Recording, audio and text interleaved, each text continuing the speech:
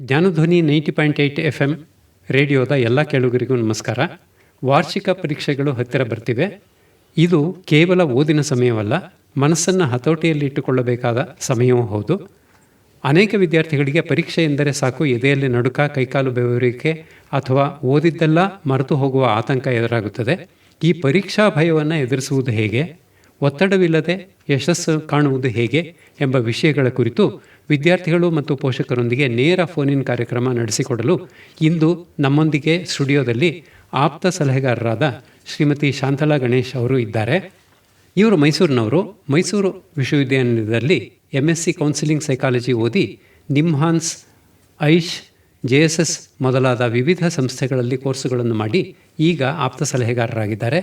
ಇವರ ವಿಶೇಷ ಕ್ಷೇತ್ರ ಮದುವೆ ಸಮಸ್ಯೆಗಳು ಮತ್ತು ಹದಿಹರೆಯದ ಮಕ್ಕಳ ಕೌನ್ಸಿಲಿಂಗ್. ಸುಮಾರು 20 ವರ್ಷಗಳ ಅನುಭವ ಇವರಿಗಿದೆ. ವೈಯಕ್ತಿಕವಾಗಿ ಆಪ್ತ ಸಲಹೆ ನೀಡುವುದಲ್ಲದೆ ವರ್ಕ್ಶಾಪ್ಗಳನ್ನು, ಗ್ರೂಪ್ ಕೌನ್ಸಿಲಿಂಗ್ಗಳನ್ನು ಮಾಡುತ್ತಾರೆ. ಮುಖ್ಯವಾಗಿ ಮಕ್ಕಳಿಗೆ ನೋ ಅಂತ ಹೇಳುವುದು ಹೇಗೆ ಎನ್ನುವುದನ್ನು ಕಲಿಸುವುದು ಅವಶ್ಯ ಎನ್ನುವುದು ಇವರ ಅನುಭವ. ಮೇಡಮ್, ಕಾರ್ಯಕ್ರಮಕ್ಕೆ ತಮಗೆ ಆತ್ಮೀಯ ಸ್ವಾಗತ. ನಮಸ್ಕಾರ. ನಮಸ್ತೆ. ನಮಸ್ತೆ ಮೇಡಮ್. ನಮಸ್ತೆ. ಮೈಸೂರು ದಕ್ಷಿಣ ವಲಯದ ಕ್ಷೇತ್ರ ಶಿಕ್ಷಣಾಧಿಕಾರಿಗಳ ಕಚೇರಿ ಹಾಗೂ ಜ್ಞಾನಧ್ವನಿ 90.8ನ ಪರವಾಗಿ ಮತ್ತೊಮ್ಮೆ ತಮಗೆ ಸ್ವಾಗತವನ್ನು ಕೋರ್ತಾ, ರೇಡಿಯೋ ಕಾರ್ಯಕ್ರಮದಲ್ಲಿ ವಿಷಯಕ್ಕೆ ಸಂಬಂಧಿಸಿದ ಅಂದರೆ ಕನ್ನಡ, ಇಂಗ್ಲೀಷ್, ಹಿಂದಿ, ಗಣಿತ, ವಿಜ್ಞಾನ, ಸಮಾಜ ವಿಷಯಕ್ಕೆ ಸಂಬಂಧಿಸಿದಂತಹ ಹಲವಾರು ಗೊಂದಲಗಳನ್ನು ನಿವಾರಿಸಿದ್ದೀವಿ. ಇಂದು ನಮ್ಮ ಮಕ್ಕಳಿಗೆ ಪರೀಕ್ಷಾ ಸಮಯದಲ್ಲಿ ಅತಿ ಮುಖ್ಯವಾದಂತಹ ಆತಂಕ ನಿವಾರಣೆ, ಭಯ ನಿವಾರಣೆ ಅಥವಾ ಒತ್ತಡವನ್ನು ಎದುರಿಸೋದು ಹೇಗೆ ಅಂತ ಅನ್ನೋದನ್ನು ಸಲಹೆ ಕೊಡಬೇಕು ಅಂತ ತಮ್ಮನ್ನು ಕೋರ್ಕೊಳ್ತಾ, ನಮ್ಮಲ್ಲಿ ಇಂದು ಸುಮಾರು ವಿದ್ಯಾರ್ಥಿಗಳು ಕರೆ ಮಾಡೋರಿದ್ದಾರೆ. ಕರೆ ಮಾಡ್ತಾ ಅವರ ಸಮಸ್ಯೆಗಳನ್ನು ಪರಿಹರಿಸ್ಬೋದು ಅಂತ ನನ್ನ ಭಾವನೆ. ಸುಮಾರು 20 ವರ್ಷಗಳಿಂದ ಗಣಿತ ಶಿಕ್ಷಕನಾಗಿ ಕಾರ್ಯನಿರ್ವಹಿಸ್ತಾ ಇದ್ದೀನಿ. ನಮ್ಮ ಮಕ್ಕಳಲ್ಲಿ ತುಂಬ ಮುಖ್ಯವಾಗಿ ಕಂಡುಬರುವಂತಹ ಸಮಸ್ಯೆಗಳಲ್ಲಿ ಮೊದಲನೆಯದ್ದು, ಶಾಲೆಗೆ ಬರ್ತಾ ಇದ್ದಾರೆ, ಓದೋದಕ್ಕೆ ಆಸಕ್ತಿ ಇದೆ, ಆದರೆ ಓದೋದಕ್ಕೆ ಪ್ರಯತ್ನ ಪಡೋದಕ್ಕೆ ಆಂತರಿಕವಾಗಿ ಅವರಿಗೆ ಪ್ರೇರಣೆ ಬರ್ತಾ ಇಲ್ಲ.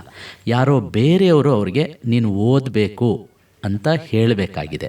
ತಾವಾಗಿಯೇ ತಾವು ಓದ್ಕೊಳ್ಳೋದಕ್ಕೆ ಪರೀಕ್ಷೆ ಹತ್ತಿರ ಬಂದರೂ ಸಹ ಅವ್ರಿಗೆ ಸಾಧ್ಯ ಆಗ್ತಾ ಇಲ್ಲ. ಇದ್ರ ಬಗ್ಗೆ ಇದಕ್ಕೆ ಕಾರಣ ಏನಿರ್ಬೋದು, ಏನು ಪರಿಹಾರ ಇರ್ಬೋದು ಅಂತ ಒಂದೆರಡು ವಿಷಯಗಳನ್ನು ತಾವು ತಿಳಿಸ್ಬೇಕು. ನಮಸ್ತೆ ಎಲ್ಲ ಸ್ಟೂಡೆಂಟ್ಸ್ಗೂ. ಮೊದಲು ನಾನು ಏನು ಹೇಳ್ತೀನಿ ಅಂದರೆ, ಪರೀಕ್ಷೆ ಭೂತ ಅಲ್ಲ. ಪರೀಕ್ಷೆ ಬಂತು ಅಂತ ಯಾರೂ ಹೆದರ್ಕೊಳ್ಬೇಡಿ. ಪೂರ್ತಿ 1 ವರ್ಷ ನೀವು ಕ್ಲಾಸ್ಗಳಲ್ಲಿ ಕೂತು ಸಬ್ಜೆಕ್ಟನ್ನು ಕೇಳಿದ್ದೀರಾ, ಅದನ್ನು ಅರ್ಥ ಮಾಡ್ಕೊಂಡಿದ್ದೀರಾ, ಪ್ರಿಪ್ರೇಟ್ರಿ ಆಗಲಿ ಟೆಸ್ಟ್ಗಳಾಗಲಿ ಅದನ್ನು ಎದುರಿಸಿದ್ದೀರಾ, ಅದರಲ್ಲಿ ಎಷ್ಟು ಮಾರ್ಕ್ಸ್ ಬಂದಿದೆ ನೀವು ನೋಡಿದ್ದೀರಾ. ನಿಮಗೆ ಮೊದಲು ಗೊತ್ತಿರಬೇಕು ನಿಮ್ಮ ಕೆಪಾಸಿಟಿ ಏನು, ಎಲ್ಲಿಂದ ನಾನು ಓದಬೇಕು, ಎಷ್ಟು ಓದಬೇಕು ಅಂತ ಅದನ್ನು ಮೊದಲು ತಿಳ್ಕೊಳ್ಳಿ. ಅದನ್ನು ತಿಳ್ಕೊಂಡಾಗ ನಿಮಗೆ ಅರ್ಧ ಭಯ ಕಡಿಮೆ ಆಗುತ್ತೆ. ನಾನು ಪ್ರಿಪ್ರೇಟ್ರಿನಲ್ಲಿ 50% ತೊಗೊಂಡಿದ್ದೀನಿ, ನನ್ನ ಟಾರ್ಗೆಟ್ 60%. ಸೊ ನಾನಿವಾಗ ಏನು ಮಾಡಬೇಕು ಅದನ್ನು ನೀವು ಕಾನ್ಸಂಟ್ರೇಟ್ ಮಾಡಿ. ಅದರಲ್ಲೇ ನಿಮಗೆ ಅರ್ಧ ಭಯ ಹೊಟ್ಟೋಗುತ್ತೆ. ಡಿಸ್ಟ್ರಾಕ್ಷನ್ ಇವಾಗ ಎಲ್ಲ ಕಡೆ ಇದೆ. ಎಲ್ಲರೂ ನಾವೇನು ಮಾಡ್ತೀವಿ, ಸೋಷಲ್ ಮೀಡಿಯಾನ ಬ್ಲೇಮ್ ಮಾಡ್ತೀವಿ first. Social media, Facebook, internet, Instagram ಇದೆಲ್ಲದೇನೆ ಬ್ಲೇಮ್ ಮಾಡ್ತಾ ಶುರು ಮಾಡ್ತೀವಿ. ಇದನ್ನೆಲ್ಲ ನೋ ಅನ್ನೋದು ನಮ್ಮ ಒಳಗಿನಿಂದ ಬರಬೇಕು. ಯಾರೂ ಹೇಳ್ಕೊಡೋಕ್ಕಾಗಲ್ಲ ನಿಮಗೆ. ನೋ ಅನ್ನೋದನ್ನು ಅಂಗಡಿನಲ್ಲಿ ಸಿಗ್ತಾ ಇದ್ರೆ ತೊಗೊಂಬಂದು ಕೊಟ್ಬಿಡ್ಬೋದಲ್ವ. ನಿಮಗೆ ಅರ್ಧ kg ನೋ ತಂದುಕೊಟ್ರೆ ಆಯಿತು, ಎಲ್ಲರಿಗೂ ಹಂಚ್ತಾ ಕೂತ್ಕೋಬೋದು. ಆದರೆ ನೋ ಅನ್ನೋದು ಯಾರು ಒಳಗಡೆಯಿಂದ ಬರಬೇಕೋ ಅವ್ರ ಒಳಗಡೆಯಿಂದನೇ ಬರಬೇಕು. ನೀವುಗಳು ನೋ ಅನ್ನೋದನ್ನು ಕಲಿಬೇಕು. ಇಲ್ಲ ಅಮ್ಮ, ನಾನಿವತ್ತು ಆಚೆ ಮದುವೆ ಮನೆಗೆ ಬರಲ್ಲ, ನನಗೆ ಓದಬೇಕು. ಫ್ರೆಂಡ್ಸ್ ಬಂದು ಕರೆದಾಗ, ಇಲ್ಲ ನನ್ನ ಟಾರ್ಗೆಟು SSLCನಲ್ಲಿ 90% ಸ್ಕೋರ್ ಮಾಡೋದು, ನಾನು ಆಚೆ ಬರಲ್ಲ, ಈ ವರ್ಷ ನನ್ನದು ಗಮನ ಪೂರ್ತಿ ಓದಿನ ಕಡೆ ಇದೆ. ಹಾಗಂತ ನೀವು ಲೈಫ್ನ ಲೀಡ್ ಮಾಡೋದು ನಿಲ್ಲಿಸ್ಬಿಡಿ, ಮೂವೀಸ್ಗೆ ಹೋಗೋದು ನಿಲ್ಲಿಸ್ಬಿಡಿ, ಫ್ರೆಂಡ್ಸ್ ಜೊತೆ ಆಟ ಆಡೋದು ನಿಲ್ಲಿಸ್ಬಿಡಿ ಅಂತ ನಾನೇನು ಹೇಳ್ತಾ ಇಲ್ಲ. ಆದರೆ ಯಾವಾಗ ಓದಿನ ಕಡೆ ಗಮನ ಕೊಡಬೇಕು ಅಂಥ ಟೈಮಲ್ಲಿ ಬೇರೆ ಎಲ್ಲ ವಿಷಯಕ್ಕೂ ನೋ ಅನ್ನೋದು ನಿಮ್ಮ ಒಳಗಿನಿಂದ ಬರಬೇಕು. ಅದಕ್ಕೆ ಪೋಷಕರು ಹಾಗೆ ಟೀಚರ್ಸು ಎಲ್ಲರೂ ಮೋಟಿವೇಟ್ ಮಾಡ್ತಾ ಇರಬೇಕು ಮಕ್ಕಳಿಗೆ. ಬರೀ ಪರೀಕ್ಷೆನ ಭೂತದ ಥರ ತೋರಿಸ್ಬಾರ್ದು, ನೋ ಅನ್ನೋದನ್ನು ಹೇಳ್ಕೊಡ್ತಾ ಬರಬೇಕು. ತುಂಬ ಒಳ್ಳೆಯ ಮಾತನ್ನು ಹೇಳಿದ್ರಿ ಮೇಡಮ್. ಈಗ ಯಾಕಂದರೆ ಸುಮಾರು ಜನ ವಿದ್ಯಾರ್ಥಿಗಳು ಬ್ಯುಸಿ ಆಗಿಬಿಡ್ತಾರೆ. ಬೇಡದೇ ಇರೋಂತಹ ವಿಷಯಗಳಲ್ಲಿ ಎಂಗೇಜ್ ಆಗಿ ಬ್ಯುಸಿ ಆಗಿಬಿಟ್ಟು ಬೇಕಾಗಿರೋಂತಹ ವಿಷಯಕ್ಕೆ ಸಮಯ ಕೊಡೋದಕ್ಕೆ ಅವರಿಗೆ ಸಮಯನೇ ಸಾಲಲ್ಲ. ಹಾಗಾಗಿ ಟೈಮ್ ಮ್ಯಾನೇಜ್ಮೆಂಟ್ ಬಗ್ಗೆ ಒಂದು ಸ್ಟೂಡೆಂಟ್ ಪ್ರಶ್ನೆ ಕೇಳ್ತಾ ಇದೆ. ಲೈನಲ್ಲಿದೆ ಮಗು, ಅವ್ರ ಪ್ರಶ್ನೆಯನ್ನು ಕೇಳ್ಕೊಂಬೇಡ. ಯಾವ ಶಾಲೆಯಿಂದ ಮಾತಾಡ್ತಾ ಇದೆಯಾ ಪುಟ? Varshini, Teresian government girls high school ಇಂದ. ಹೇಳು, ನಿನ್ನ ಪ್ರಶ್ನೆಯನ್ನು ಕೇಳು. ಟೈಮ್ ಮ್ಯಾನೇಜ್ಮೆಂಟ್ ಹೆಂಗ್ ಮಾಡೋದು ಸರ್? ಯಾವ ವಿಷಯದ ಟೈಮ್ ಮ್ಯಾನೇಜ್ಮೆಂಟ್? ನಿನಗೆ ಈಗ ಪರೀಕ್ಷೆ ಹತ್ತಿರ ಬರ್ತಾ ಇದೆ, ಓದೋದಕ್ಕೆ ಸಮಯ ಸಾಲ್ತಾ ಇಲ್ವಾ ಅಥವಾ ನಿದ್ದೆ ಮಾಡೋದಕ್ಕೆ ಸಮಯ ಸಾಲ್ತಾ ಇಲ್ವಾ? ಸರ್, ಓದೋದಕ್ಕೆ ಸಮಯ ಸಾಲ್ತಿದೆ, ಬಟ್ ಎಕ್ಸಾಮ್ ಅಲ್ಲಿ ನಾವು ವರ್ಷ ಪೂರ್ತಿ ಓದಿರೋದನ್ನ 3.5 hours ಅಲ್ಲಿ ಹೆಂಗ್ ಸರ್ ಬರೆಯೋದು? ಹಾಂ, ಅಂದರೆ ನಿನಗೆ ಪರೀಕ್ಷಾ ಹಾಲ್ನಲ್ಲಿ ಸಮಯ ಸಾಲ್ತಾ ಇಲ್ಲ ಅಂತನ್ನೋದು ನಿನ್ನ ಮುಖ್ಯವಾದ. 1 ವರ್ಷ ಓದಿರ್ತೀನಿ, ಅದು 3.5 ಗಂಟೆಯಲ್ಲಿ ಬರೆಯೋದು ಹೇಗೆ ಅಂತ ಮುಖ್ಯವಾಗಿ ನಿನ್ನ ಸಮಸ್ಯೆ. ಮೇಡಮ್, ಇದ್ರ ಬಗ್ಗೆ ಸ್ವಲ್ಪ ಬೆಲೆ ಚೆಲ್ತೀರಾ? 3.5 ಗಂಟೆನಲ್ಲಿ ಖಂಡಿತ ನೀನು ವರ್ಷ ಪೂರ್ತಿ ಓದಿದನ್ನ ಬರಿಬೇಕಾಗಿಲ್ಲ ಅಲ್ವಾ ಪುಟ? ಬರಿಬೇಕಾಗಿರೋದು ಒಂದು ಲೆಸನ್ನಲ್ಲಿ ಒಂದು ಕ್ವೆಶನ್ ಕೊಡ್ತಾರೆ, ಅದನ್ನ ಮಾತ್ರ ಬರಿಬೇಕು ನೀನು. ಪೂರ್ತಿ ವರ್ಷ ಓದಿದ್ದನ್ನ ಯಾರ ಕೈಲೂ 3 ಗಂಟೆ ಟೈಮಲ್ಲಿ ಬರೆಯೋಕ್ಕಾಗಲ್ಲ. So you have to decide. ಇದು ಮೋಸ್ಟ್ಲಿ ನಿಮ್ಮ ಕ್ಲಾಸ್ಗಳಲ್ಲಿ ಕೊಟ್ಟಿರ್ತಾರೆ, ಇಂಪಾರ್ಟೆಂಟ್ ಕ್ವೆಶನ್ಸ್ಗಳು ಯಾವುದು, ಬ್ಲೂ ಪ್ರಿಂಟ್ ಕೊಟ್ಟಿರ್ತಾರೆ, ಅದನ್ನೆಲ್ಲ ಗಮನ ಇಟ್ಕೊಂಡು ಓದಿ. ಆಮೇಲೆ ಆ ಕ್ವೆಶನ್ನು ಪರೀಕ್ಷೆನಲ್ಲಿ ನಿನಗೆ ಯಾವ ಕ್ವೆಶನ್ ಬಂದಿದೆ, ಆ ಕ್ವೆಶನ್ ಯಾವ ಪಾಠದ್ದು, ಅದಕ್ಕೆ ಇಂಪಾರ್ಟೆಂಟ್ ಪಾಯಿಂಟ್ಸ್ ಏನು, ನೀನು ಅಷ್ಟು ಕಡೆಗೆ ಗಮನ ಕೊಡಬೇಕೇ ಹೊರತು ಆ 3 ಗಂಟೆ ಟೈಮಲ್ಲಿ ಪೂರ್ತಿ ಎಲ್ಲ ಪಾಠ ಬರೀತೀನಿ ಅಂತ ಯೋಚನೆ ಮಾಡಬೇಡ. ಅಗೇನ್ ಅದೇನೇ ಭೂತ ಆಗೋದು. ಅಯ್ಯೋ ಇಷ್ಟೆಲ್ಲ ಬರಿಬೇಕಾ ನಾನು ಅಂದಾಗನೇ ಭೂತ ಆಗತ್ತೆ. ನೀನು ಒಂದು ಪ್ರಶ್ನೆ ಓದಿ ಅದನ್ನು ಚೆನ್ನಾಗಿ ಅರ್ಥ ಮಾಡಿಕೊಂಡು ಅದನ್ನು ಮೇನ್ ಪಾಯಿಂಟ್ಸ್ ಜ್ಞಾಪಕ ಇಟ್ಕೊಂಡು ಅದನ್ನು ಬರಿ, ಅಷ್ಟೇ ಸಾಕು. ಆ್ಯಂಡ್ ಈಗಂತೂ SSLC-ನಲ್ಲಿ ನೀವು ನಾವುಗಳು ಬರಿತಾ ಇದ್ವಿ ಪೇಜ್ಗಟ್ಲೆ, ಆ ಥರ ಬರಿಬೇಕಾಗಿಲ್ಲ ಅಲ್ವಾ? ಬರಿಬೇಕಾಗಿರೋದು ಮೇನ್ ಪಾಯಿಂಟ್ಸು. ನಿಮಗೆ ಸ್ಪೇಸೇ ಕೊಟ್ಬಿಟ್ಟಿರ್ತಾರೆ, ಅಷ್ಟೇ ಬರಿಬೇಕು. ಸೊ ತುಂಬ ಈಸಿಪ್ಪ, ಹೆದರ್ಕೊಳ್ಬೇಡಿ. ಫಸ್ಟ್ ಪಾಯಿಂಟ್, ಹೆದರ್ಕೊಳ್ಬೇಡಿ, ಯಾರೂ ಹೆದರ್ಕೊಳ್ಬೇಡಿ. ಮ್ಯಾಮ್, ಅಲ್ಲೇ ಇರುತ್ತೆ ಟಾಪಿಕ್, ಅದು ಇವತ್ತು ಬರೀಬೇಕು. ಕನ್ನಡ ಟೈಮೇ ಸಾಲಲ್ಲ ಮ್ಯಾಮ್. ಕನ್ನಡ ವಿಷಯದ ಬಗ್ಗೆ ಈಕೆಗೆ ಡೌಟ್ ಇದೆ. ಇಂಗ್ಲೀಷ್ ಮೀಡಿಯಂ ಮಕ್ಕಳಿಗೆ ಒಂದು ಸಮಸ್ಯೆ ಇದೆ ಮೇಡಮ್, ಇದು ಕನ್ನಡಕ್ಕೆ ಸಮಯ ಸಾಲಲ್ಲ ಅಂತ ಅಂದ್ಕೊಳ್ತಾರೆ. ಅದ್ರ ಬಗ್ಗೆ ಸಬ್ಜೆಕ್ಟ್ ಎಕ್ಸ್ಪರ್ಟ್ಸ್ ಆಲ್ರೆಡಿ ಹೇಳಿದ್ದಾರೆ. ಎಗೇನ್ ಮೇಡಮ್ ಹೇಳಿದ ಪಾಯಿಂಟ್ ಇನ್ನೊಂದ್ಸತಿ ಅವರೇ ರಿಪೀಟ್ ಮಾಡ್ತಾರೆ. ಈಗ ಒಂದು ಪ್ರಬಂಧ ಬರಿಬೇಕು ಅಂದರೆ ಎಷ್ಟು 5 ಮಾರ್ಕ್ಸ್ ಇರುತ್ತೆ ಸರ್ ಪ್ರಬಂಧ? 5 ಅಂಕದ್ದಿರುತ್ತೆ ಅಂತಾನೆ ಇಟ್ಕೊಳ್ಳೋಣ, ಇಲ್ಲ 10 ಅಂಕದ್ದಿರುತ್ತೆ ಅಂತಾನೆ ಇಟ್ಕೊಳ್ಳೋಣ. ಅಲ್ಲಿ ಎಷ್ಟು ಬರಿಬೋದಪ್ಪ? 20 ಪಾಯಿಂಟ್ಸ್ ಕೇಳ್ತಾರಾ ನಿನಗೆ? 25 ಪಾಯಿಂಟ್ಸ್ ಕೇಳ್ತಾರಾ? ನಮ್ ಪ್ರಬಂಧ ಅಂತಂದ್ರೆ 1.5 ಪೇಜ್ ಬರೀಲೇಬೇಕು. ವಿಷಯ ನಿರೂಪಣೆ, ಪೀಠಿಕೆ, ಉಪಸಂಹಾರ ಅದೆಲ್ಲ ಬರೀಬೇಕು. ಹೌದು. ಇಲ್ಲ ಅಂದ್ರೆ ಮಾರ್ಕ್ಸ್ ಕೊಡೋಲ್ಲ. ಸೊ ನಾನು 1.5 ಪೇಜ್ ಬರೀಲೇಬೇಕು ಮ್ಯಾಮ್. ಹೌದು ಸಾಲ್ಬೇಕಲ್ಲ ಮ್ಯಾಮ್ ಅದಕ್ಕೆ? ಹೌದು. 1.5 ಪೇಜ್ ಬರೆಯೋಕ್ಕೆ ಎಷ್ಟು ಮಿನಿಟ್ಸ್ ಬೇಕಪ್ಪ ಮ್ಯಾಕ್ಸಿಮಮ್ ನಿನ್ಗೆ? ಯೋಚನೆ ಮಾಡಿ ಬರೀ 15 minutes ಇಂದ 20 minutes ಬೇಕೇ ಬೇಕು ಮ್ಯಾಮ್ ಪ್ರಬಂಧಕ್ಕೆ. ಇವಾಗ ಯಾವ ಪ್ರಬಂಧ ಅಂತ ಇಟ್ಕೊಳ್ಳೋಣ? ನಿನ್ನ ಸ್ಕೂಲ್ ಬಗ್ಗೆ ಕೇಳಿದ್ದಾರೆ ಅಲ್ವಾ? ಒಂದು ಸುಮ್ಮನೆ ಎಕ್ಸಾಂಪಲ್ಗೆ ನಿನ್ನ ಅಲ್ಲೇ ಕೊಟ್ಟಿರ್ತಾರೆ ಸಡನ್ ಆಗಿ. ಹೌದು ಹೌದು ಹೌದಪ್ಪ. ತಡಿ ಮೇಡಮ್, ಅದಕ್ಕೆ ಆನ್ಸರ್ ಮಾಡ್ತಾ ಇದ್ರೆ ಕೇಳಿಸ್ಕೊ. ನಾನೇನು ಹೇಳ್ತಾ ಇದ್ದೀನಿ ಅಂದರೆ, ನಿನ್ನ ಸ್ಕೂಲ್ ಬಗ್ಗೆ ಒಂದು ಪ್ರಬಂಧ ಬರಿ ಅಂತ ಕೊಟ್ಟಿರ್ತಾರೆ ಕ್ವೆಶನ್ ಪೇಪರಲ್ಲಿ ಫಾರ್ ಎಕ್ಸಾಂಪಲ್. ಇಲ್ಲ, ದೇಶದ ಒಂದು ಎಕನಾಮಿಕ್ ಸಮಸ್ಯೆ ಬಗ್ಗೆ ಒಂದು ಪ್ರಬಂಧ ಬರಿ ಅಂತ ಕೊಟ್ಟಿರ್ತಾರೆ. ಆಗ ಫಸ್ಟ್ ನಾನು ಹೇಳೋದು, ಯಾವ ಆನ್ಸರ್ ನಿಮಗೆ ಕಷ್ಟ ಅನ್ಸುತ್ತೋ ಒಂದು 10 seconds ಆ ಆನ್ಸರ್ ಬಗ್ಗೆ ಯೋಚನೆ ಮಾಡಿ, ಡೀಪ್ ಬ್ರೀದಿಂಗ್ ಮಾಡಿ. ಏನು ಮೇನ್ ಪಾಯಿಂಟ್ಸ್ ಬರಿಬೋದು? ಇಂಟ್ರೊಡಕ್ಷನ್ನಲ್ಲಿ ನೀವೇನು 1.5 ಪೇಜ್ ಇಂಟ್ರೊಡಕ್ಷನ್ ಬರಿಬೇಕಾಗಿಲ್ಲ. ಇಂಟ್ರೊಡಕ್ಷನ್ ಬರಿಬೇಕಾಗಿರೋದು 2 ಪಾಯಿಂಟು. ನೀವು ಅದನ್ನು ಆಮೇಲೆ ಎಲಾಬ್ರೇಟ್ ಮಾಡ್ತೀರಾ ಅಲ್ವಾ? ಸೊ ಇಂಟ್ರೊಡಕ್ಷನ್ 2 ಪಾಯಿಂಟ್ ಬರೀರಿ, ಆಮೇಲೆ ಆ ಟಾಪಿಕ್ ಬಗ್ಗೆ ಒಂದು 10 ಪಾಯಿಂಟ್ಸ್ ಬರೀರಿ, ಆಮೇಲೆ ಕನ್ಕ್ಲೂಷನ್ 3-4 ಪಾಯಿಂಟ್ಸ್ ಬರೀರಿ.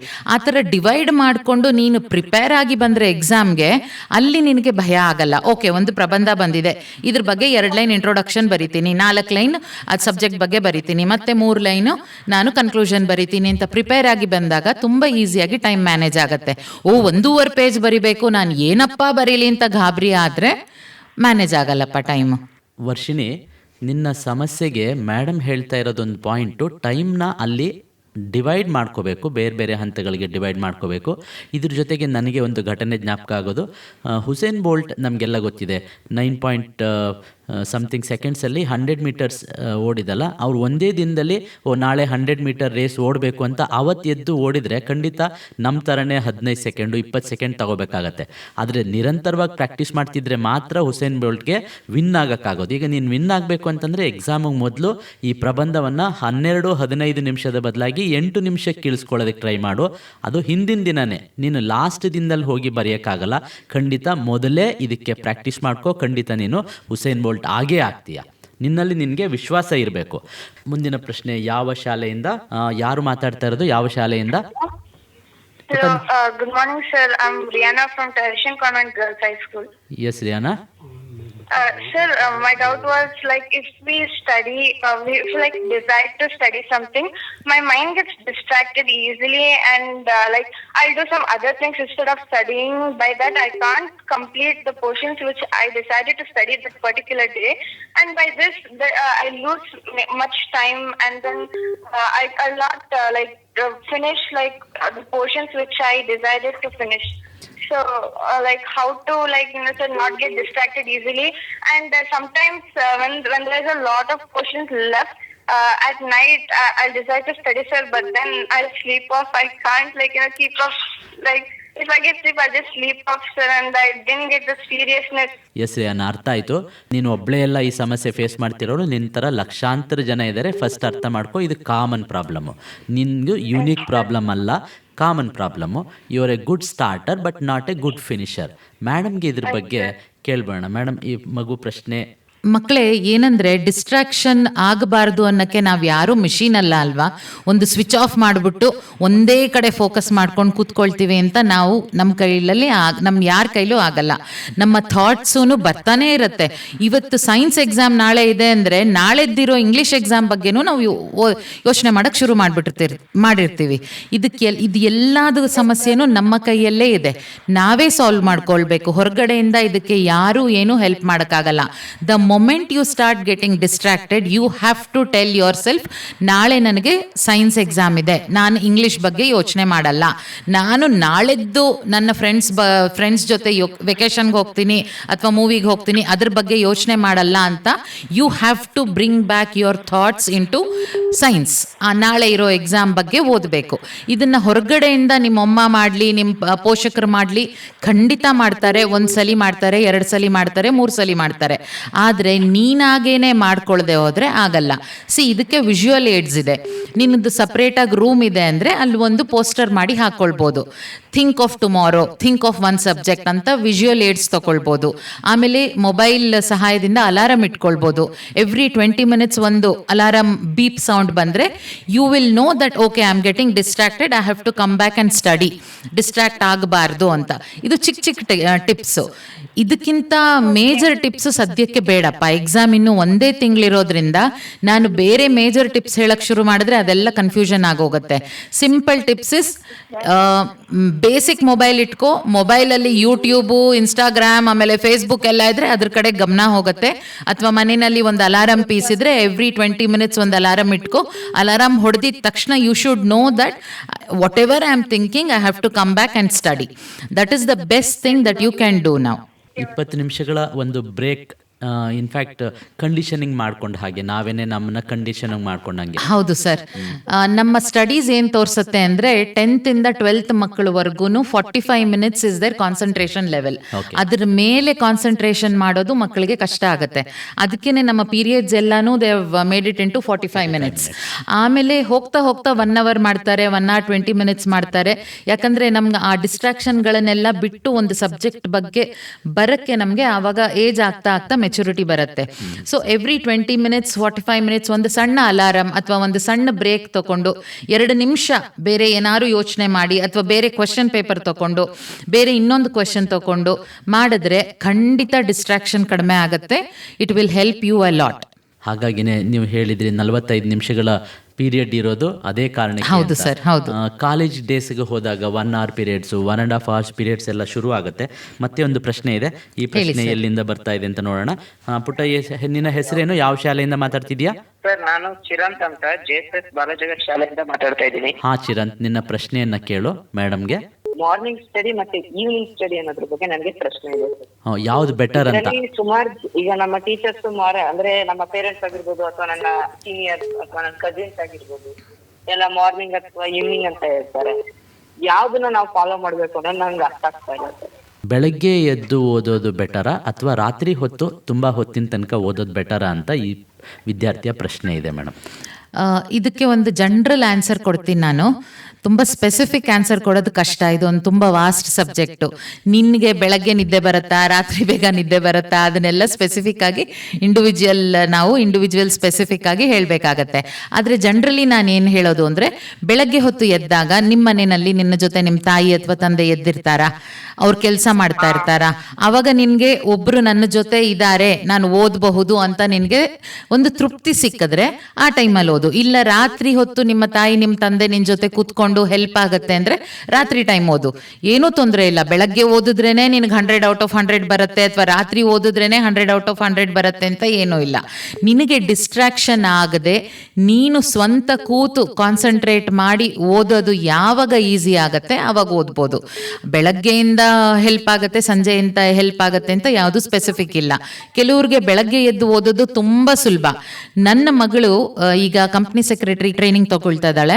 ಅವಳಿಗೆ ರಾತ್ರಿ 3 ಗಂಟೆವರೆಗೂ ಎದ್ದು ಓದೋವಳು, ಬೆಳಗ್ಗೆ 10 ಗಂಟೆವರೆಗೂ ಮಲಗಿರೋಳು. ತೊಂದರೆ ಇಲ್ಲ ಅಲ್ವಾ, ರಾತ್ರಿ ಎಲ್ಲ ಓದಿದ್ದೀರಾ, ಬೆಳಗ್ಗೆ 5 ಗಂಟೆಗೆ ಮತ್ತೆ ಏಳು ಅಂದರೆ ನಿದ್ದೆ ಸಾಲಲ್ಲ.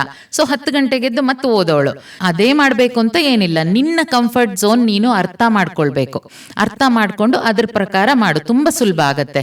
ಬೇರೆಯವರು ಫೋರ್ಸ್ ಮಾಡಿ ಹೇಳಿದ್ರು, ಓ ನಾನು ಬೆಳಗ್ಗೆ ಓದ್ದೆ ಅದಕ್ಕೆ 90 ಬಂತು, ನಾನು ಸಾಯಂಕಾಲ ಓದ್ದೆ ನನಗೆ 95 ಬಂತು, ಅದು ಅವ್ರ ಕಂಫರ್ಟ್ ಝೋನ್. ನಿನ್ನ ಕಂಫರ್ಟ್ ಝೋನ್ ಏನು ಅದನ್ನ ನೋಡಿ ಮಾಡು. ಕೆಲವ್ರ ಮಕ್ಕಳು ನಾಳೆ ಪರೀಕ್ಷೆ ಇದೆ ಅಂತಂದಾಗ ರಾತ್ರಿ 2 ಗಂಟೆ ತನಕ ಓದ್ತಾರೆ, ನಿದ್ದೆ ಹಾಳು ಮಾಡ್ಕೊಳ್ತಾರೆ.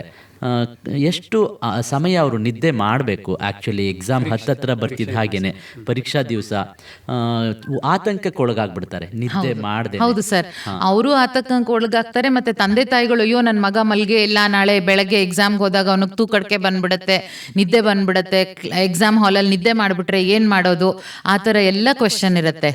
10th ಸ್ಟ್ಯಾಂಡರ್ಡ್ ಮಕ್ಕಳಿಗೆ ಸ್ಪೆಸಿಫಿಕ್ ಆಗಿ ನಾನು ಹೇಳ್ತಾ ಇದ್ದೀನಿ, 6 hours sleep is more than enough.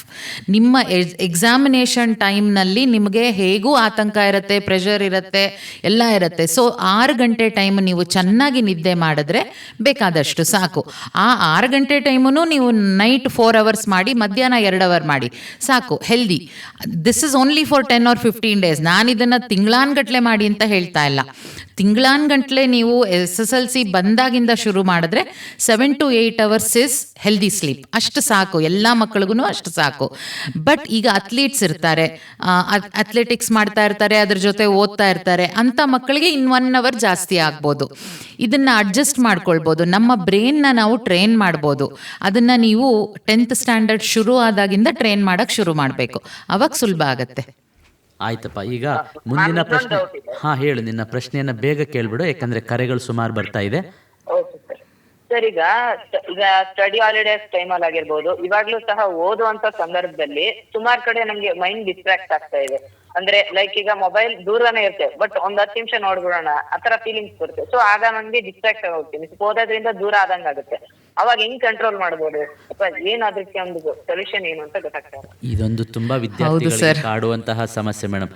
Mobile ಹತ್ರ ಇರುತ್ತೆ, ಪದೇ ಪದೇ ಫ್ಯಾಂಟಮ್ ಕಾಲ್ ಅಂತ ಕರಿತೀವಿ. ಸುಮ್ಮನೆ ಮೊಬೈಲ್ನ ನೋಡ್ತಾ ಇರ್ತೀವಿ, ಅಲ್ಲೇನು ಕಾಲ್ ಇರಲ್ಲ, ಮೆಸೇಜ್ ಇರಲ್ಲ, ಸುಮ್ಮನೆ ಮುಟ್ಬೇಕನ್ಸುತ್ತೆ. ಸುಮಾರು 10ನೇ ತರಗತಿ ವಿದ್ಯಾರ್ಥಿಗಳು, ಮೊಬೈಲ್ ಆಕ್ಸೆಸ್ ಇರುವಂಥವ್ರು ಇದನ್ನ ಅನುಭವಿಸ್ತಾರೆ. ದಯವಿಟ್ಟು ಇದ್ರ ಬಗ್ಗೆ ನಮ್ಮ ಎಲ್ಲ ವಿದ್ಯಾರ್ಥಿಗಳಿಗೆ ಗೈಡ್ಲೈನ್ಸ್ ಕೊಡಬೇಕು ಅಂತ ನನ್ನ ಕೋರಿಕೆ. ಆಮೇಲೆ ಇನ್ನೊಂದು ಏನಾಗುತ್ತೆ ಅಂದರೆ, ಅಪ್ಪ ಅಮ್ಮನ ಕೈಯಲ್ಲಿ ಮೊಬೈಲ್ ಇದ್ರೂ ಅನಿಸ್ತಾ ಇರುತ್ತೆ, ಒಂದು 5 ನಿಮಿಷ ಯೂಟ್ಯೂಬ್ ನೋಡ್ಬಿಡೋಣ, ಒಂದು 5 ನಿಮಿಷ ಫೇಸ್ಬುಕ್ ನೋಡ್ಬಿಡೋಣ, ಇನ್ಸ್ಟಾಗ್ರಾಮಲ್ಲಿ 1-2 ರೀಲ್ ನೋಡ್ಬಿಡೋಣ ಅಂತ. ಅದು ಎಂಥ ವಿಜುವಲ್ ಅಡಿಕ್ಷನ್ ಆಗಿದೆ ಅಂದರೆ ಮಕ್ಕಳಿಗೆ. ವಿಜುವಲ್ ಏಡ್ಸ್ ಅಂತ ನಾವು ಸ್ಕೂಲ್ನಲ್ಲಿ ಏನು ಯೂಸ್ ಮಾಡ್ತೀವಿ, ಯಾತಕ್ಕೆ ಯೂಸ್ ಮಾಡ್ತೀವಿ, ಅದನ್ನು ನೋಡಿ ಕಲಿತಾಗ ತುಂಬ ಸುಲಭ ಆಗತ್ತಲ್ವಾ. ಸೊ ಹಾಗೆ ಇದು ವಿಜುವಲ್ ಆದ್ರಿಂದ ತುಂಬ ಬೇಗ ಡಿಸ್ಟ್ರಾಕ್ಟ್ ಆಗ್ತೀವಿ. ಪಕ್ಕದ ರೂಮಲ್ಲಿ ಇಟ್ರೂ ಮನ್ಸು ಕೊರಿತಾ ಇರುತ್ತೆ, ಹೋಗಿ 1 ನಿಮಿಷ ನೋಡ್ಕೊಂಬಂದ್ಬಿಡೋಣ, ಯಾರು ಫ್ರೆಂಡ್ ಫೋನ್ ಮಾಡಿದ್ರಾ, ಯಾರು ಫ್ರೆಂಡ್ ಕಾಲ್ ಮಾಡಿದ್ರಾ, ಇಲ್ಲ ಫೇಸ್ಬುಕ್ಕಲ್ಲಿ ಏನಾದ್ರು ಮೆಸೇಜ್ ಬಂದಿದ್ಯಾ, ತುಂಬ ಅನಿಸ್ತಾ ಇರುತ್ತೆ. ಇದಕ್ಕೆಲ್ಲ ಒಂದೇ ಒಂದು ಸೊಲ್ಯೂಷನ್ ಏನಂದರೆ, ನಮ್ಮ ಕೈಯಲ್ಲಿದೆ, ಏಕಾಗ್ರತೆ ತರೋದು ನಮ್ಮ ಕೈಯಲ್ಲಿದೆ, ಯಾರ ಕೈಯಲ್ಲೂ ಇಲ್ಲ. ಯಾವ ಅಂಗಡಿನಲ್ಲಾಗಲಿ ಶಾಪಿಂಗ್ ಮಾಲಲ್ಲಾಗಲಿ ನಿಮಗೆ ಅಟೆನ್ಷನ್ನು ಕಾನ್ಸಂಟ್ರೇಷನ್ ಸಿಗಲ್ಲ. ಇದನ್ನು ನೀವು ಟ್ರೈನಿಂಗ್ ನಿಮಗೆ ನೀವು ಮಾಡ್ಕೊಳ್ಬೇಕು. 40 minutes ನಾನು ಏನೇ ಆಗಲಿ ಓದ್ತೀನಿ, 40 minutes ಆದಮೇಲೆ ಹೋಗಿ ಒಂದು 5 ನಿಮಿಷ ಮೊಬೈಲ್ ನೋಡ್ಕೊಂಡು ಬರ್ತೀನಿ, ಇಲ್ಲ ಇಲ್ಲ ಒಂದು 10 ನಿಮಿಷ ಟಿ ವಿ ನೋಡ್ತೀನಿ, 5 ನಿಮಿಷ ಅಮ್ಮನ ಜೊತೆ ಮಾತಾಡ್ತೀನಿ, ಆ ಥರ ಇಟ್ಕೊಳ್ಳಿ. ತಪ್ಪೇನಿಲ್ಲ, ಖಂಡಿತ ತಪ್ಪಲ್ಲ. ನಮ್ಮ ಬ್ರೈನು 40 ಮಿನಿಟ್ಸ್ಗಿಂತ ಜಾಸ್ತಿ ಒಂದೇ ಸಮ ಓದ್ತಾ ಇದ್ದರೆ ಎಲ್ಲರಿಗೂ ತೊಗೊಳಕ್ಕಾಗೋದಿಲ್ಲ, ಅದು ಎಕ್ಸಾಸ್ಟ್ ಆಗೋಗುತ್ತೆ ಬ್ರೈನು. ಸೊ 5 ನಿಮಿಷ ಹೋಗಿ ನೋಡ್ಕೊಂಡು ಬನ್ನಿ. ಬಟ್ 5 ನಿಮಿಷ ಅಂದಾಗ ಅಲಾರಮ್ ಇಟ್ಕೊಂಡು 5 ನಿಮಿಷ ನೋಡಬೇಕು. ಅದನ್ನು ನಿಮ್ಗೆ ಯಾರೂ ಬಂದು ಹೇಳಲ್ಲ. ನಿಮ್ಮ ಅಪ್ಪ ಅಮ್ಮ ಬಂದು ಹೇಳಿದ್ರೆ ಅಪ್ಪ ಅಮ್ಮನ ಮೇಲೆ ಕಿರ್ಚ್ಕೋತಾರೆ, ಹೋಗಮ್ಮ ನಂಗೆ ಗೊತ್ತಿಲ್ವಾ, ಎಕ್ಸಾಮ್ ಇದೆ ನಾನು ಓದ್ತೀನಿ ಅಂತ ಬೈತೀರಾ, ಕಿರ್ಚ್ಕೊಳ್ತೀರಾ. ಅದನ್ನೆಲ್ಲ ಕಡಿಮೆ ಮಾಡಿ, ಅರ್ಥ ಮಾಡ್ಕೊಳ್ಳಿ. ನಿಮ್ಮ ಅಪ್ಪ ಅಮ್ಮ ನಿಮಗೋಸ್ಕರ ಹೇಳ್ತಾ ಇರೋದೇ ಹೊರತು ಬೇರೆ ಅವ್ರೇನು ಹೋಗಿ ಎಕ್ಸಾಮ್ ಬರೀತಾ ಇಲ್ಲ. ಸೊ ಅವ್ರು ಹೇಳಿದಾಗ ಹೌದು ನಮ್ಮಪ್ಪ ಅಮ್ಮ ಹೇಳ್ತಾ ಇದ್ದಾರೆ, ತಕ್ಷಣ ಹೋಗೋಣ, ಮೊಬೈಲ್ ಇಟ್ಟು ಹೋಗಿ, ಆಮೇಲೆ ಇನ್ನು 1 ಅವರ್ ಕುತ್ಕೊಂಡು ಓದಿ ಬನ್ನಿ, 5 ನಿಮಿಷ ಎದ್ದಾಚೆ ಬನ್ನಿ, ತಿಂಡಿ ತಿನ್ನಿ, ಒಂದು ಲೋಟ ಹಾಲು ಕುಡೀರಿ, ನೀರು ಕುಡೀರಿ, 4 ಬಾದಾಮಿ ತಿನ್ನಿ ಅಥವಾ ಒಂದು ಫ್ರೂಟ್ ತಿನ್ನಿ, ಒಂದು 5 ನಿಮಿಷ ಅಜ್ಜಿ ತಾತನ ಜೊತೆ ಫ್ರೆಂಡ್ಸ್ ಜೊತೆ ಮಾತಾಡಿ ವಾಪಸ್ ಹೋಗಿ ಕೂತು ಓದಿ. 40 minutes is the minimum that you should do. But ಕೆಲವು ಮಕ್ಕಳು 1.5 ಗಂಟೆ ಮಾಡ್ತಾರೆ, ನಾನು ನೋಡಿದ್ದೀನಿ. ಕೆಲವು ಮಕ್ಕಳು 3 ಅವರ್ಸ್ ಮಾಡ್ತಾರೆ. It depends on every individual and their capacity of attention and concentration. So ಖಂಡಿತ ಮಾಡ್ಬೋದು. ಸುಮಾರು ಜನಕ್ಕೆ ಈ ಸಮಸ್ಯೆ ಇದ್ದು 5 ನಿಮಿಷ ಮೊಬೈಲ್ ನೋಡ್ತೀನಿ, ತಮ್ಮನ ಜೊತೆ ಮಾತಾಡ್ತೀನಿ ಅಂತ ಹೋಗ್ತಾರೆ. ಬಟ್ ಅವರು ಈ ನಿಟ್ಟಿನಲ್ಲಿ ಟ್ರೈನಿಂಗ್ ಕೊಟ್ಕೊಂಡ್ರೆ, ಅವರ ಮಾತನ್ನೇ ಟ್ರೈನಿಂಗ್ ಕೊಟ್ಕೊಂಡ್ರೆ, ಅವರು ಏನು ಅಂದ್ಕೊಂಡಿರ್ತಾರೆ ಅದ್ರ ಬಗ್ಗೆ ಟ್ರೈನಿಂಗ್ ಕೊಟ್ಕೋಬೇಕು. ನಾನೀಗ 5 ನಿಮಿಷ ಮಾತಾಡ್ಕೊಂಬರ್ತೀನಿ, ಪುನಃ ವಾಪಸ್ ನನ್ನನ್ನು ನಾನು ಸ್ಟಡೀಸ್ಗೆ ತಗೊಂಬರುವಂತಹ ಕೆಪಾಸಿಟಿ ನಾನು ಬೆಳೆಸ್ಕೋತೀನಿ. ನನ್ನಲ್ಲೇ ಇದೆ ಅಂತ ಫಸ್ಟ್ ಅವ್ರಿಗೆ ಕಾನ್ಫಿಡೆನ್ಸ್ ಬರಬೇಕು. ಬೇರೆ ಹೊರಗಡೆಯಿಂದ ಅದು ಯಾರಿಗೂ ಕೊಡೋಕ್ಕಾಗಲ್ಲ, ಬರಲ್ಲ, ಹೇಳಬಹುದೇ ಹೊರತು ಯಾರು ನಿಮ್ಮ ಕೆಲಸ ಬಂದು ಮಾಡೋಕ್ಕಾಗಲ್ಲ ಅಲ್ವಾ. ಟೀಚರ್ಸ್ ಎಲ್ಲ ನಿಮಗೆ ಟೀಚ್ ಮಾಡ್ತಾರೆ, ತಂದೆ ತಾಯಿಗಳು ಬೆಳಗ್ಗೆ ಎದ್ದೇಳಿಸಿ ಓದು ಅಂತಾರೆ, ಅವ್ರು ಯಾರೂ ಬಂದು ಎಕ್ಸಾಮ್ ಬರೆಯಲ್ಲ. ಎಕ್ಸಾಮ್ ಬರಿಬೇಕಾದವ್ರು ನೀವೇ, ಕ್ವಶನ್ ಪೇಪರ್ ನೋಡಬೇಕಾದವ್ರು ನೀವೇನೆ ಅಲ್ವಾ. ಸೊ ನೀವೇ ಮಾಡಬೇಕೇ ಹೊರತು ಬೇರೆಯವ್ರು ಯಾರೂ ಮಾಡೋಕ್ಕಾಗಲ್ಲ. ಇದನ್ನು ನಾನು ಆವಾಗಲೇ ಹೇಳ್ದಂಗೆ ಶಾಪಿಂಗ್ ಮಾಲಲ್ಲಿ ಸಿಗ್ತಾ ಇದ್ರೆ ನಿಮ್ಮ ತಂದೆನೋ ತಾಯಿನೋ ತಂದು ಕೊಟ್ಬಿಟ್ಟಿರೋರು, ಒಂದು 5 kg ಕಾನ್ಸಂಟ್ರೇಷನ್ನು, ಒಂದು 5 kg ಅಟೆನ್ಷನ್ನು ಎಕ್ಸಾಮ್ ಟೈಮಲ್ಲಿ.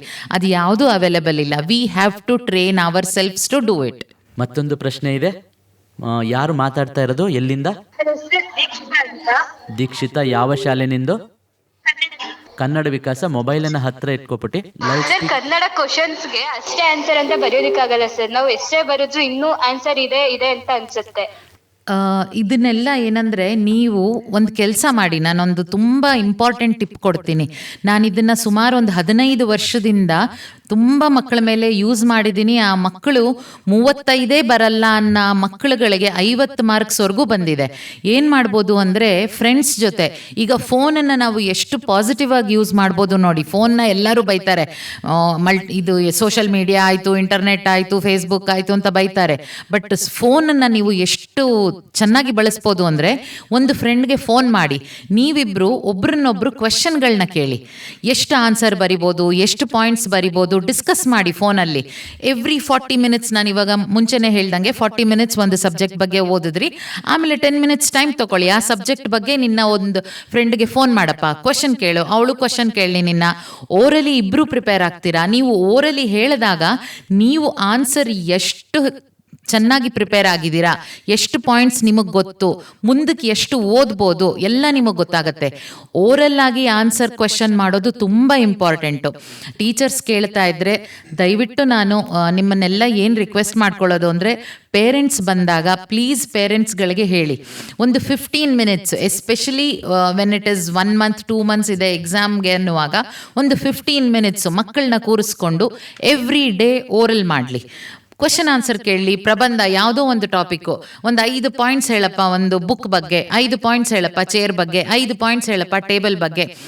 ಅದು ತುಂಬ ಚೀಪ್ ಅನ್ಸ್ಬೋದು, ಟೇಬಲ್ ಬಗ್ಗೆ ಚೇರ್ ಬಗ್ಗೆ ಮಾತಾಡ್ತಾ ಇದ್ದೀರಾ ಅಂತ. ಬಟ್ ಆ ಮಕ್ಕಳು ಎಷ್ಟು ಫಾಸ್ಟಾಗಿ ಥಿಂಕ್ ಮಾಡ್ತಾರೆ ಅಂತ ಟ್ರೈನ್ ಆಗ್ತಾ ಬರುತ್ತೆ. ಅದು ಆ ಥರ ಓರಲ್ ಮಾಡ್ತಾ ಬಂದಾಗ ಮಕ್ಕಳುಗಳಿಗೆ ಗೊತ್ತಾಗತ್ತೆ. ನೀನು ಈ ಥರ ಓರಲ್ ಮಾಡಿದಾಗ ನಿನ್ನ ಫ್ರೆಂಡಿಗೆ ಫೋನ್ ಮಾಡಿ ಒಂದು ಕ್ವಶನ್ ಕೇಳಿ 4 ಪಾಯಿಂಟ್ ನೀನು ಹೇಳ್ತೀಯ, ಅವಳು 1-2 ಪಾಯಿಂಟ್ ಹೇಳ್ತಾಳೆ. ಆವಾಗ ನಿನಗೆ ಒಂಥರ ತೃಪ್ತಿ ಸಿಗುತ್ತೆ, ಓ ನಂದು 4 ಪಾಯಿಂಟ್ ಕರೆಕ್ಟ್ ಇತ್ತು, ಅಷ್ಟು ಬರೆದ್ರೆ ಸಾಕು. ಅದನ್ನು ಡಿಸ್ಕಸ್ ಮಾಡ್ಬೋದು. ನೀವು ಡಿಸ್ಟ್ರಾಕ್ಷನ್ನು ಬರೀ ಯೂಟ್ಯೂಬ್ ನೋಡಿ, ರೀಲ್ಸ್ ನೋಡಿ, ಇನ್ಸ್ಟಾಗ್ರಾಮಲ್ಲಿ ಫೇಸ್ಬುಕ್ ಇರಿ, ಟಿ ವಿ ನೋಡಿ ಅಂತ ಹೇಳಲ್ಲ. 40 ನಿಮಿಷ ಆದಮೇಲೆ ನಿಮಗೆ ಒಂದು 10 ನಿಮಿಷ ಬ್ರೇಕ್ ಬೇಕು ಅಂದರೆ ಇದನ್ನೂ ಸಹ ಮಾಡ್ಬೋದು. ಒಂದು ಈಗ ಕಾನ್ಫರೆನ್ಸ್ ಕಾಲ್ ಅಂತೂ ಎಲ್ಲ ಮಕ್ಕಳಿಗೂ ಹಾಕಕ್ಕೆ ಬರುತ್ತೆ. ಒಂದು 4 ಜನ ಫ್ರೆಂಡ್ಸ್ ಕಾನ್ಫರೆನ್ಸ್ ಕಾಲ್ ಹಾಕೊಳ್ಳಿ, ಒಬ್ರಿಗೆ ಒಂದೊಂದು ಕ್ವಶನ್ಗಳು ಕೇಳಿ, ಆನ್ಸರ್ ಹೇಳಿ. ನಿನಗೆ ಗೊತ್ತಿಲ್ಲದೆ ಇರೋ ಯಾವುದೋ ಒಂದು ಇಂಪಾರ್ಟೆಂಟ್ ಪಾಯಿಂಟ್ ನಿನ್ನ ಫ್ರೆಂಡ್ಗೆ ಗೊತ್ತಿರ್ಬೋದು, ನೀನು ಕಲ್ತಂಗಾಗತ್ತೆ. ಮ್ಯಾಥಮೆಟಿಕ್ಸಲ್ಲಿ ಫಾರ್ಮುಲಾಗಳು ಕೇಳಿ, ಒಬ್ರನ್ನೊಬ್ಬರು ಥಿಯರಮ್ನ ಕೇಳಿ. ಆಮೇಲೆ ಫಾರ್ಮುಲಾನ ಬರೆಯೋಕ್ಕೆ ಮ್ಯಾಥಮೆಟಿಕ್ಸ್ ಸರ್ ಇದ್ದಿದ್ರೆ ಚೆನ್ನಾಗಿರೋದು. ಅವ್ರು ಹೇಳಿರೋರು a+b² ನೀವು ಬ್ರೇಕ್ ಡೌನ್ ಮಾಡ್ತೀರಾ ಅಲ್ವಾ, ಅದನ್ನು ಹೇಳಿ ಒಬ್ರಿಗೊಬ್ರು. ನೀನು ಆ ಪಾಯಿಂಟ್ ಬಿಟ್ಟೆ, ಈ ಪಾಯಿಂಟ್ ಬಿಟ್ಟೆ. ನಮಗೆ ಕೇಳಿಸ್ಕೊಂಡಾಗ ತುಂಬ ಚೆನ್ನಾಗಿ ಜ್ಞಾಪಕ ಇರುತ್ತೆ. ಸೊ ಅದನ್ನೂ ಮಾಡ್ಬೋದು, ಅದೂ ಒಂದು ಟೆಕ್ನಿಕ್ಕು. ಎಕ್ಸಾಮ್ಗೆ ಹತ್ರ ಬರ್ತಾ ಬರ್ತಾ ಇದನ್ನೆಲ್ಲ ಮಾಡ್ತಾ ಇದ್ರೆ ನೀವು, ನಾನು ಹೇಳ್ದಂಗೆ ಎಷ್ಟೊಂದು ಮಕ್ಕಳು ತಂದೆ ತಾಯಿಗಳು ನನ್ನ ಹತ್ರ ಬಂದಿದ್ದಾರೆ, 35% ಬರ್ತಾ ಇಲ್ಲ, ಒಂದು 60 ಬಂದ್ಬಿಡ್ಲಿ, 70 ಬಂದ್ಬಿಡ್ಲಿ ಅಂತ. 35ರಿಂದ 60, 70 ಬರೋದು ತುಂಬ ಕಷ್ಟ. 50, 55ರವರೆಗೂ ಈ ಥರ ಓರಲ್ ಟೆಕ್ನಿಕಿಂದ ತುಂಬ ಮಕ್ಕಳು ಹೋಗಿದ್ದಾರೆ. ಅದು ಫಸ್ಟು. ಸೆಕೆಂಡ್ ಒಂದು ತುಂಬ ಇಂಪಾರ್ಟೆಂಟ್ ಏನಂದರೆ ಡಿಸ್ಕಸ್ ಮಾಡಿ. ಇವತ್ತು ನಾನು ಈ ಲೆಸನ್ ಓದಿದೆ, ಇದರಲ್ಲಿ ನನಗೆ ಇದಿಷ್ಟು ಇಂಪಾರ್ಟೆಂಟ್ ಅನಿಸ್ತು. ಫ್ರೆಂಡ್ಸ್ ಜೊತೆ ಮಾಡೋಕ್ಕಾಗಲ್ವಾ, ಹೋಗಿ ನಿಮ್ಮ ಅಣ್ಣ ತಮ್ಮಂದ್ರಿಗೆ ಹೇಳಿ, ಅಕ್ಕಂದ್ರಿಗೆ ಹೇಳಿ, ತಾಯಿ ತಂದೆರಿಗೆ ಹೇಳಿ, ಅಮ್ಮ ಇವತ್ತು ಎನ್ವಿರಾನ್ಮೆಂಟ್ ಬಗ್ಗೆ ಒಂದು ಲೆಸನ್ ಓದಿದೆ ಅಮ್ಮ, ಈ 4 ಪಾಯಿಂಟ್ ತುಂಬ ಚೆನ್ನಾಗಿತ್ತು, ತುಂಬ ಇಂಪಾರ್ಟೆಂಟ್ ಅನಿಸ್ತು, ಈ 4 ಪಾಯಿಂಟು ಈ ಕ್ವೆಶನ್ಗೆ ಬರುತ್ತೆ ನನಗೆ, ಇದು ಚೆನ್ನಾಗಿ ಜ್ಞಾಪಕ ಇಟ್ಕೋಬೋದು, ನೋಡು ನಿನ್ನ ಹತ್ರ ಡಿಸ್ಕಸ್ ಮಾಡಿದ್ದೀನಲ್ವಾ, ಇದನ್ನು ಮರೆಯೋದೇ ಇಲ್ಲ ನಾನು ಅಂತ. ಆ ಥರ ಡಿಸ್ಕಸ್ ಮಾಡಿದಾಗ ಏನಾಗುತ್ತೆ ಅಂದರೆ ಎಕ್ಸಾಮ್ನಲ್ಲಿ ನೀವು ಆ ಕ್ವೆಶನ್ ನೋಡಿದ ತಕ್ಷಣ, ಅರೆ ಈ ಕ್ವೆಶನ್ ನಾನು ನಮ್ಮಮ್ಮನ ಜೊತೆ ಡಿಸ್ಕಸ್ ಮಾಡಿದ್ನಲ್ಲ, ಈ 4 ಪಾಯಿಂಟ್ಸ್ ನಾನು ನಮ್ಮಮ್ಮಂಗೆ ಹೇಳಿದ್ನಲ್ಲ ಅಂತ ತುಂಬ ಖುಷಿಯಾಗಿ ತುಂಬ ಸುಲಭವಾಗಿ ಜ್ಞಾಪಿಸ್ಕೊಂಡು ಬರೀತೀರಾ. ಆ ಥರ ಒಂದು ದಿನಕ್ಕೆ ಒಂದು 15 ನಿಮಿಷ ಅವತ್ತು ಓದಿದ್ದಂಥ ಸಬ್ಜೆಕ್ಟ್ಗಳನ್ನ ಡಿಸ್ಕಸ್ ಮಾಡಿ ಯಾರ ಜೊತೆನಾರು. ಅಮ್ಮ ಏನಾದ್ರು ಬೈದರೆ, ಹೋಗು ನನಗೆ ಕೆಲಸ ಇದೆ, ನಾನು ಪಾತ್ರೆ ತೊಳಿಬೇಕು, ಅಡುಗೆ ಮಾಡಬೇಕು, ತರಕಾರಿ ಹೆಚ್ಚಬೇಕು ಅಂದರೆ ಪರವಾಗಿಲ್ಲ, ಅಂಥ ಟೈಮಲ್ಲೇ ಹೋಗಿ ಪಕ್ಕದಲ್ಲಿ ಕೂತು ಅಮ್ಮನ ಜೊತೆ ಆಗಲಿ ಅಪ್ಪನ ಜೊತೆ ಆಗಲಿ ಮಾತಾಡಿ, ಕೇಳಿಸ್ಕೊ ಅಮ್ಮ, ಇದೊಂದು ಪಾಯಿಂಟ್ ಕೇಳಿಸ್ಕೊಂಬಿಡಮ್ಮ ಅಂತ ಫೋರ್ಸ್ ಮಾಡಿ ಅಮ್ಮನ್ನ ಕೂರಿಸಿ, ಅಪ್ಪನ್ನ ಕೂರಿಸಿ, ಅಣ್ಣಂದ್ರನ್ನ ಕೂರಿಸಿ ಎಕ್ಸಾಮ್ ಟೈಮಲ್ಲಿ ಮಾಡಿದಾಗ ತುಂಬ ಚೆನ್ನಾಗಿ ಜ್ಞಾಪಕ ಇರುತ್ತೆ, ತುಂಬ ರಿಲ್ಯಾಕ್ಸ್ ಆಗುತ್ತೆ. ನಿಮಗೆ ಆ ಕ್ವೆಶನ್ ನೋಡಿದಾಗ ಎಂಥ ಖುಷಿ ಆಗುತ್ತೆ ಅಂದರೆ, ಆ ಕ್ವೆಶನ್ನ ಎಷ್ಟು ಕಾನ್ಫಿಡೆಂಟಿಂದ ಬರೆದಿರ್ತೀರಾ ಅಂದರೆ ನೆಕ್ಸ್ಟ್ ಕ್ವೆಶನ್ ನಿಮಗೆ ಟಫ್ ಅನ್ಸೋದೇ ಇಲ್ಲ, ಈಸಿಯಾಗಿ ಆನ್ಸರ್ ಬರೆದ್ಬಿಡ್ತೀರಾ. ಇದು ಎಷ್ಟು ಈಸಿ ಇದೆಯಲ್ವಾ ಅಂತ ಬರೀತೀರಾ. ಆ ಥರ ಮಾಡಿ. This 2 are very important techniques that have been using from past 15-20 years and it has worked beautifully with children. ದಯವಿಟ್ಟು ಮಾಡಿ. ಹಾಂ ಮೇಡಮ್, ಈಗ ಮತ್ತೊಂದು ಕರೆ ಇದೆ. ಹಲೋ, ನಮಸ್ತೆ ಸರ್. ನನ್ನ ಹೆಸರು ಮೇಘನಾ ಬಿ ಅಂತ, ನಾನು ಮರಿಮಲ್ಲಪ್ಪ ಶಾಲೆಯಿಂದ ಮಾತಾಡ್ತಾ ಇದ್ದೀನಿ. ಹಾಪ, ಏನಪ್ಪ ಡೌಟ್ ನಿನಗೆ? ಯಾವ ವಿಷಯದಲ್ಲಿ ಏನು ಡೌಟ್ ಇದೆ ಹೇಳಿ, ಮೇಡಮ್ ಹೇಳ್ತಾರೆ. ಈಗ ಸರ್, ನನ್ಗೆ ಓದ್ಬೇಕಾದ್ರೆ ಒಂಥರ ಭಯ ಆಗುತ್ತೆ, ಅಂದ್ರೆ ಎಕ್ಸಾಮ್ ಹಿಂದಿನ ದಿನ ಅವಾಗ ತುಂಬಾ ಭಯ ಆಗುತ್ತೆ, ಏನ್ ಮಾಡ್ಬೇಕು ಅಂತ. ಈಗ ನಾರ್ಮಲ್ ಡೇಸಲ್ಲಿ ಭಯ ಇಲ್ವಾ? ಈಗ ನಾರ್ಮಲ್ ಡೇಸಲ್ಲಿ ಓದ್ತಿರ್ಬೇಕಾದ್ರೆ ಭಯ ಇರೋದಿಲ್ಲ, ಎಕ್ಸಾಮ್ ಹತ್ರ ಬಂದಾಗ ಮಾತ್ರ ಆ ಥರ ಆಗ್ತಾ ಇದೆ ನಿನಗೆ. Yes sir. ಹಾಂ ಮೇಡಮ್, ಮಗುಗೆ ಉತ್ತರ ಇದು ಏನು ಗೊತ್ತಾ, ಇವತ್ತು ನಾನು ರೇಡಿಯೋನಲ್ಲಿ ಮಾತಾಡ್ತೀನಿ, ಎಷ್ಟೊಂದು ಇಂಟರ್ವ್ಯೂಗಳು ಕೊಟ್ಟಿದ್ದೀನಿ, ಸ್ಟೇಜಲ್ಲಿ ಪ್ರೆಸೆಂಟೇಷನ್ಗಳು ಮಾಡಿದ್ದೀನಿ, ವರ್ಕ್ಶಾಪ್ಗಳು ಮಾಡಿದ್ದೀನಿ. ಆದರೆ ಇವತ್ತು 90.8 FM ಅಲ್ಲಿ ಮಾತಾಡ್ತಾ ಇದ್ದೀನಿ ಅಂತ ಬರುವಾಗ ನನಗೂ ಒಂದು ಸ್ವಲ್ಪ ಆತಂಕ ಇತ್ತು. ಮಕ್ಕಳುಗಳು ಕೇಳಿದ ಪ್ರಶ್ನೆಗೆ ಆನ್ಸರ್ ಮಾಡೋಕ್ಕಾಗದೆ ಹೋದರೆ, ಎಲ್ಲರೂ ನಾನೇನಾದ್ರು ತಪ್ಪು ಹೇಳ್ಕೊಟ್ಬಿಟ್ರೆ, ಮಕ್ಕಳುಗಳಿಗೆ ಹೆಲ್ಪ್ ಆಗದೆ ಹೋದರೆ ಅಂತ ಒಂಚೂರು ಭಯ ನನಗೂ ಇತ್ತು. ಆ ಭಯ ಇಲ್ಲದೆ ಹೋದರೆ ನಾವು ಪ್ರಿಪೇರ್ ಆಗಲ್ಲಪ್ಪ. ಒಂದು ಚೂರು ಭಯ ತುಂಬ ನಾರ್ಮಲ್ಲು ಇರಬೇಕು, ಪ್ರೆಷರ್ ಇರಬೇಕು, ತುಂಬ ನಾರ್ಮಲ್ಲು. ಅದನ್ನೇ ಒಂದು ಮೌಂಟನ್ ಥರ ನೋಡಬಾರ್ದು, ಅದನ್ನೇ ಒಂದು ಬೆಟ್ಟದ ಥರ ನೋಡಬಾರ್ದು. ಹೌದು ನನಗೆ ಭಯ ಇದೆ, ಆದರೆ ನಾನು ಓದಿದ್ದೀನಿ, ಯಾವ ಪ್ರಶ್ನೆ ಬಗ್ಗೆ ಭಯ ಇದೆ, ಯಾವ ಸಬ್ಜೆಕ್ಟ್ ಬಗ್ಗೆ ಭಯ ಇದೆ, ಆ ಸ್ಪೆಸಿಫಿಕ್ ಸಬ್ಜೆಕ್ಟ್ ಬಗ್ಗೆ ಏನು ಡೌಟ್ ಇದೆ ಅದನ್ನೆಲ್ಲ ಒಂದು ನೋಟ್ ಮಾಡ್ಕೊ. ಇದು ಡೌಟ್ ಇದೆ, ಈ ಭಯ ಇದೆ, ಈ ಪಾಯಿಂಟ್ ನನಗೆ ಅರ್ಥ ಆಗಿಲ್ಲ, ಒಂದು ಪೇಪರ್ ತೊಗೊಂಡು ಬೇಕಾದರೆ ನೋಟ್ ಮಾಡ್ಕೊ. ಅದನ್ನು ಆಮೇಲೆ ಯಾವಾಗ ಓದ್ತೀಯಾ ಆವಾಗ ಕ್ಲಾರಿಫೈ ಮಾಡ್ಕೊ. ಅಷ್ಟೇನೆ. ಭಯ ಭೂತ ಅಲ್ಲ, ಭಯ ಪಡೋದು ತಪ್ಪಲ್ಲ. ಖಂಡಿತ ಎಲ್ಲರಿಗೂ ಒಂದು ಹೊಸ ಸಿಚುಯೇಷನ್ನು, ಹೊಸ ಎಕ್ಸಾಮ್, ಹೊಸ ಎಲ್ಲೋ ಹೋಗ್ತಾ ಇದ್ದೀವಿ ಅಂದರೆ ಸ್ವಲ್ಪ ಆತಂಕ ಇರೋದು ತುಂಬ ಸಹಜ. ತುಂಬ ಜಾಸ್ತಿ ಇದೆ, ಮೈಕೈ ಬೆವರ್ತಾ ಇದೆ, ಆ ಥರ ಪರಿಸ್ಥಿತಿನಲ್ಲಿ ಕಾಮ್ ಆಗೋ ಟೆಕ್ನಿಕ್ಸ್ ಇದೆ. ಏನಂದರೆ ಎಕ್ಸಾಮಿನೇಷನ್ ಪೇಪರ್ ಬಂದಾಗ ನಾನು ಇದೆಲ್ಲ ಮಕ್ಕಳಿಗೂ ಹೇಳಕ್ಕೆ ಇಷ್ಟಪಡ್ತೀನಿ. ನೀವು ಪೇಪರು, ಪೆನ್ನು, ಎಕ್ಸಾಮಿನೇಷನ್ ಶೀಟು ಎಲ್ಲ ನಿಮ್ಮ ಮುಂದೆ ಇಟ್ಕೊಳ್ಳಿ. ಯಾವ ಪೆನ್ನಲ್ಲಿ ಬರೀತೀರಾ ಅದನ್ನು ತೆಗೆದು ಆಚೆ ಇಟ್ಕೊಳ್ಳಿ. ನಿಮಗೆ ಯಾವ ಸಬ್ಜೆಕ್ಟ್ ಇದೆ ಅವತ್ತು, ಸೈನ್ಸ್ ಅಲ್ವಾ, ಇದನ್ನ ಈಗ ಎಲ್ಲ ಮ್ಯಾನಿಫೆಸ್ಟೇಷನ್ ಮಾಡಿ ಅಂತ ಹೇಳ್ತಾರೆ, ಮತ್ತೊಂದು ವರ್ಡ್ಸ್ ಯೂಸ್ ಮಾಡ್ತಾರೆ, ಏನೂ ಅಲ್ಲ. ಕಣ್ಣು ಮುಚ್ಕೊಂಡು ಕೂತ್ಕೊಂಡು ಒಂದು 4-5 ಸಲ ಡೀಪ್ ಬ್ರೀದಿಂಗ್ ಮಾಡಿ, ಇವತ್ತು ಸೈನ್ಸ್ ಎಕ್ಸಾಮ್ ಇದೆ, ನಾನು ಒಂದು ವರ್ಷ ಪೂರ್ತಿ ಈ ಸೈನ್ಸ್ ಕ್ಲಾಸಸ್ನ ಅಟೆಂಡ್ ಮಾಡಿದ್ದೀನಿ, ಒಂದು ವರ್ಷ ಪೂರ್ತಿ ಓದಿದ್ದೀನಿ, ಎಕ್ಸಾಮ್ಗೆ ಪ್ರಿಪೇರ್ ಆಗಿದ್ದೀನಿ, ನನಗೆ ಎಲ್ಲದೂ ಪರಿಚಯ ಇರುವಂಥ ಸಬ್ಜೆಕ್ಟೇನೆ, ಪರಿಚಯ ಇರುವಂಥ ಕ್ವಶನ್ಗಳೇನೆ, ನಾನು ಟೆನ್ಷನ್ ಮಾಡ್ಕೊಳ್ಳಲ್ಲ, ಕಾಮಾಗಿ ಓದಿ ಬರಿತೀನಿ ಅಂತ. ಇದು ಜಾಸ್ತಿ ಅಂದರೆ ಜಾಸ್ತಿ 25 ಸೆಕೆಂಡ್ಸ್ ತಗೊಳತ್ತೆ. ಕಣ್ಣು ಮುಚ್ಕೊಂಡು ಕೂತ್ಕೊಂಡು ಮಾಡಿ, ತುಂಬ ಆತಂಕ ಕಡಿಮೆ ಮಾಡುತ್ತೆ. ಮತ್ತು ಡೀಪ್ ಬ್ರೀದಿಂಗ್ ಮಾಡಬೇಕು. ಅವಾಗ ಅಯ್ಯೋ ಬಂದ್ಬಿಡ್ತು ಎಕ್ಸಾಮು, ಬರಿತೀನಿ ಅಂತ ಅಂದ್ಕೊಳ್ಬಾರ್ದು. ಕಾಮಾಗಿ ನೀವೇ ಡೀಪ್ ಬ್ರೀದಿಂಗ್ ಮಾಡಿ, ಒಂದು 5 ಟೈಮ್ಸ್ ಮಾಡಿ ಇದನ್ನು ಹೇಳ್ಕೊಳ್ಳಿ. ಈ ಸಬ್ಜೆಕ್ಟ್ ನನಗೆ ಗೊತ್ತು, ಈ ಸಬ್ಜೆಕ್ಟ್ ನಾನು ಓದಿದ್ದೀನಿ, ನಿಮಗೆ ಏನು ಬೇಕೋ ಹೇಳ್ಕೊಳ್ಳಿ. ನಮ್ಮಮ್ಮ ನನಗೆ ತುಂಬ ಎನ್ಕರೇಜ್ ಮಾಡಿದ್ದಾರೆ, ಎಷ್ಟು ಖುಷಿಯಿಂದ ಎಕ್ಸಾಮಿಗೆ ಕಳಿಸಿದ್ದಾರೆ, ನಮ್ಮಪ್ಪ ಬಂದು ಇವತ್ತು ಡ್ರಾಪ್ ಮಾಡಿದ್ದಾರೆ, ನಮ್ಮಪ್ಪ ಬಂದು ಪಿಕಪ್ ಮಾಡ್ತಾರೆ, ಆವಾಗ ನಾನು ಎಲ್ಲದೂ ಬರದೆ ಅಂತ ಹೇಳಿದೆ, ಏನಾದ್ರು ನಿಮಗಿಷ್ಟ ಬಂದಿದ್ದು ಇದೇ ಹೇಳಬೇಕಂತ ಏನಿಲ್ಲ. ಆ ಥರ ಒಂದು 25 ಸೆಕೆಂಡ್ಸ್ ನೀವು ಮಾಡಿಕೊಂಡ್ರೆ ತುಂಬ ಕಾಮ್ ಆಗ್ತೀರಾ. ನೆಕ್ಸ್ಟ್ ಪಾಯಿಂಟು, ಇನ್ನು ಯಾವುದೋ ಒಂದು ಕ್ವಶನ್ ಬಂತು, ಆ ಕ್ವಶನ್ ತುಂಬ ಗಾಬರಿ ಆಯಿತು, ಅಯ್ಯೋ ಈ ಕ್ವಶನ್ ನಾನು ಓದೇ ಇಲ್ವಲ್ಲ, ಓದಿದ್ದೀನಿ ಆದರೆ ಜ್ಞಾಪಕನೇ ಬರ್ತಾ ಇಲ್ಲ ಅಂದಾಗ್ಲೂ ಒಂದು 5 ಸೆಕೆಂಡ್ಸು, ಈ ಕ್ವಶನ್ ಯಾವ ಲೆಸನ್ದು, ನಮ್ಮ ಟೀಚರ್ ಈ ಕ್ವಶನ್ ಮಾಡಿದಾಗ ನಾನು ಆವತ್ತು ಸ್ಕೂಲ್ಗೆ ಹೋಗಿದ್ದೆ, ನಾವೆಲ್ಲರೂ ಒಟ್ಟಿಗೆ ಕೂತ್ಕೊಂಡು ಕೇಳಿದ್ವಿ, ಈ ಲೆಸನ್ ಓದಿದಾಗ ಮೇನ್ ಪಾಯಿಂಟ್ಸ್ ಏನಿತ್ತು, ಒಂದು 10 ಸೆಕೆಂಡ್ಸ್ ಯೋಚನೆ ಮಾಡಿದ್ರೆ ಎಲ್ಲ ಜ್ಞಾಪಕ ಬರುತ್ತೆ. ಸೊ ಕಾಮಾಗಿ ಯೋಚನೆ ಮಾಡೋದನ್ನ ಟ್ರೈನ್ ಮಾಡ್ಕೊಳ್ಳಿ ಅಷ್ಟೇ. ನನ್ಗೆ ಎಕ್ಸಾಮ್ ಹಿಂದಿನ ದಿನ ಓದ್ಬೇಕಾದ್ರೇನೆ ಫುಲ್ ಭಯ ಆಗಿ ಚಳಿ ಆಗ್ಬಿಡುತ್ತೆ.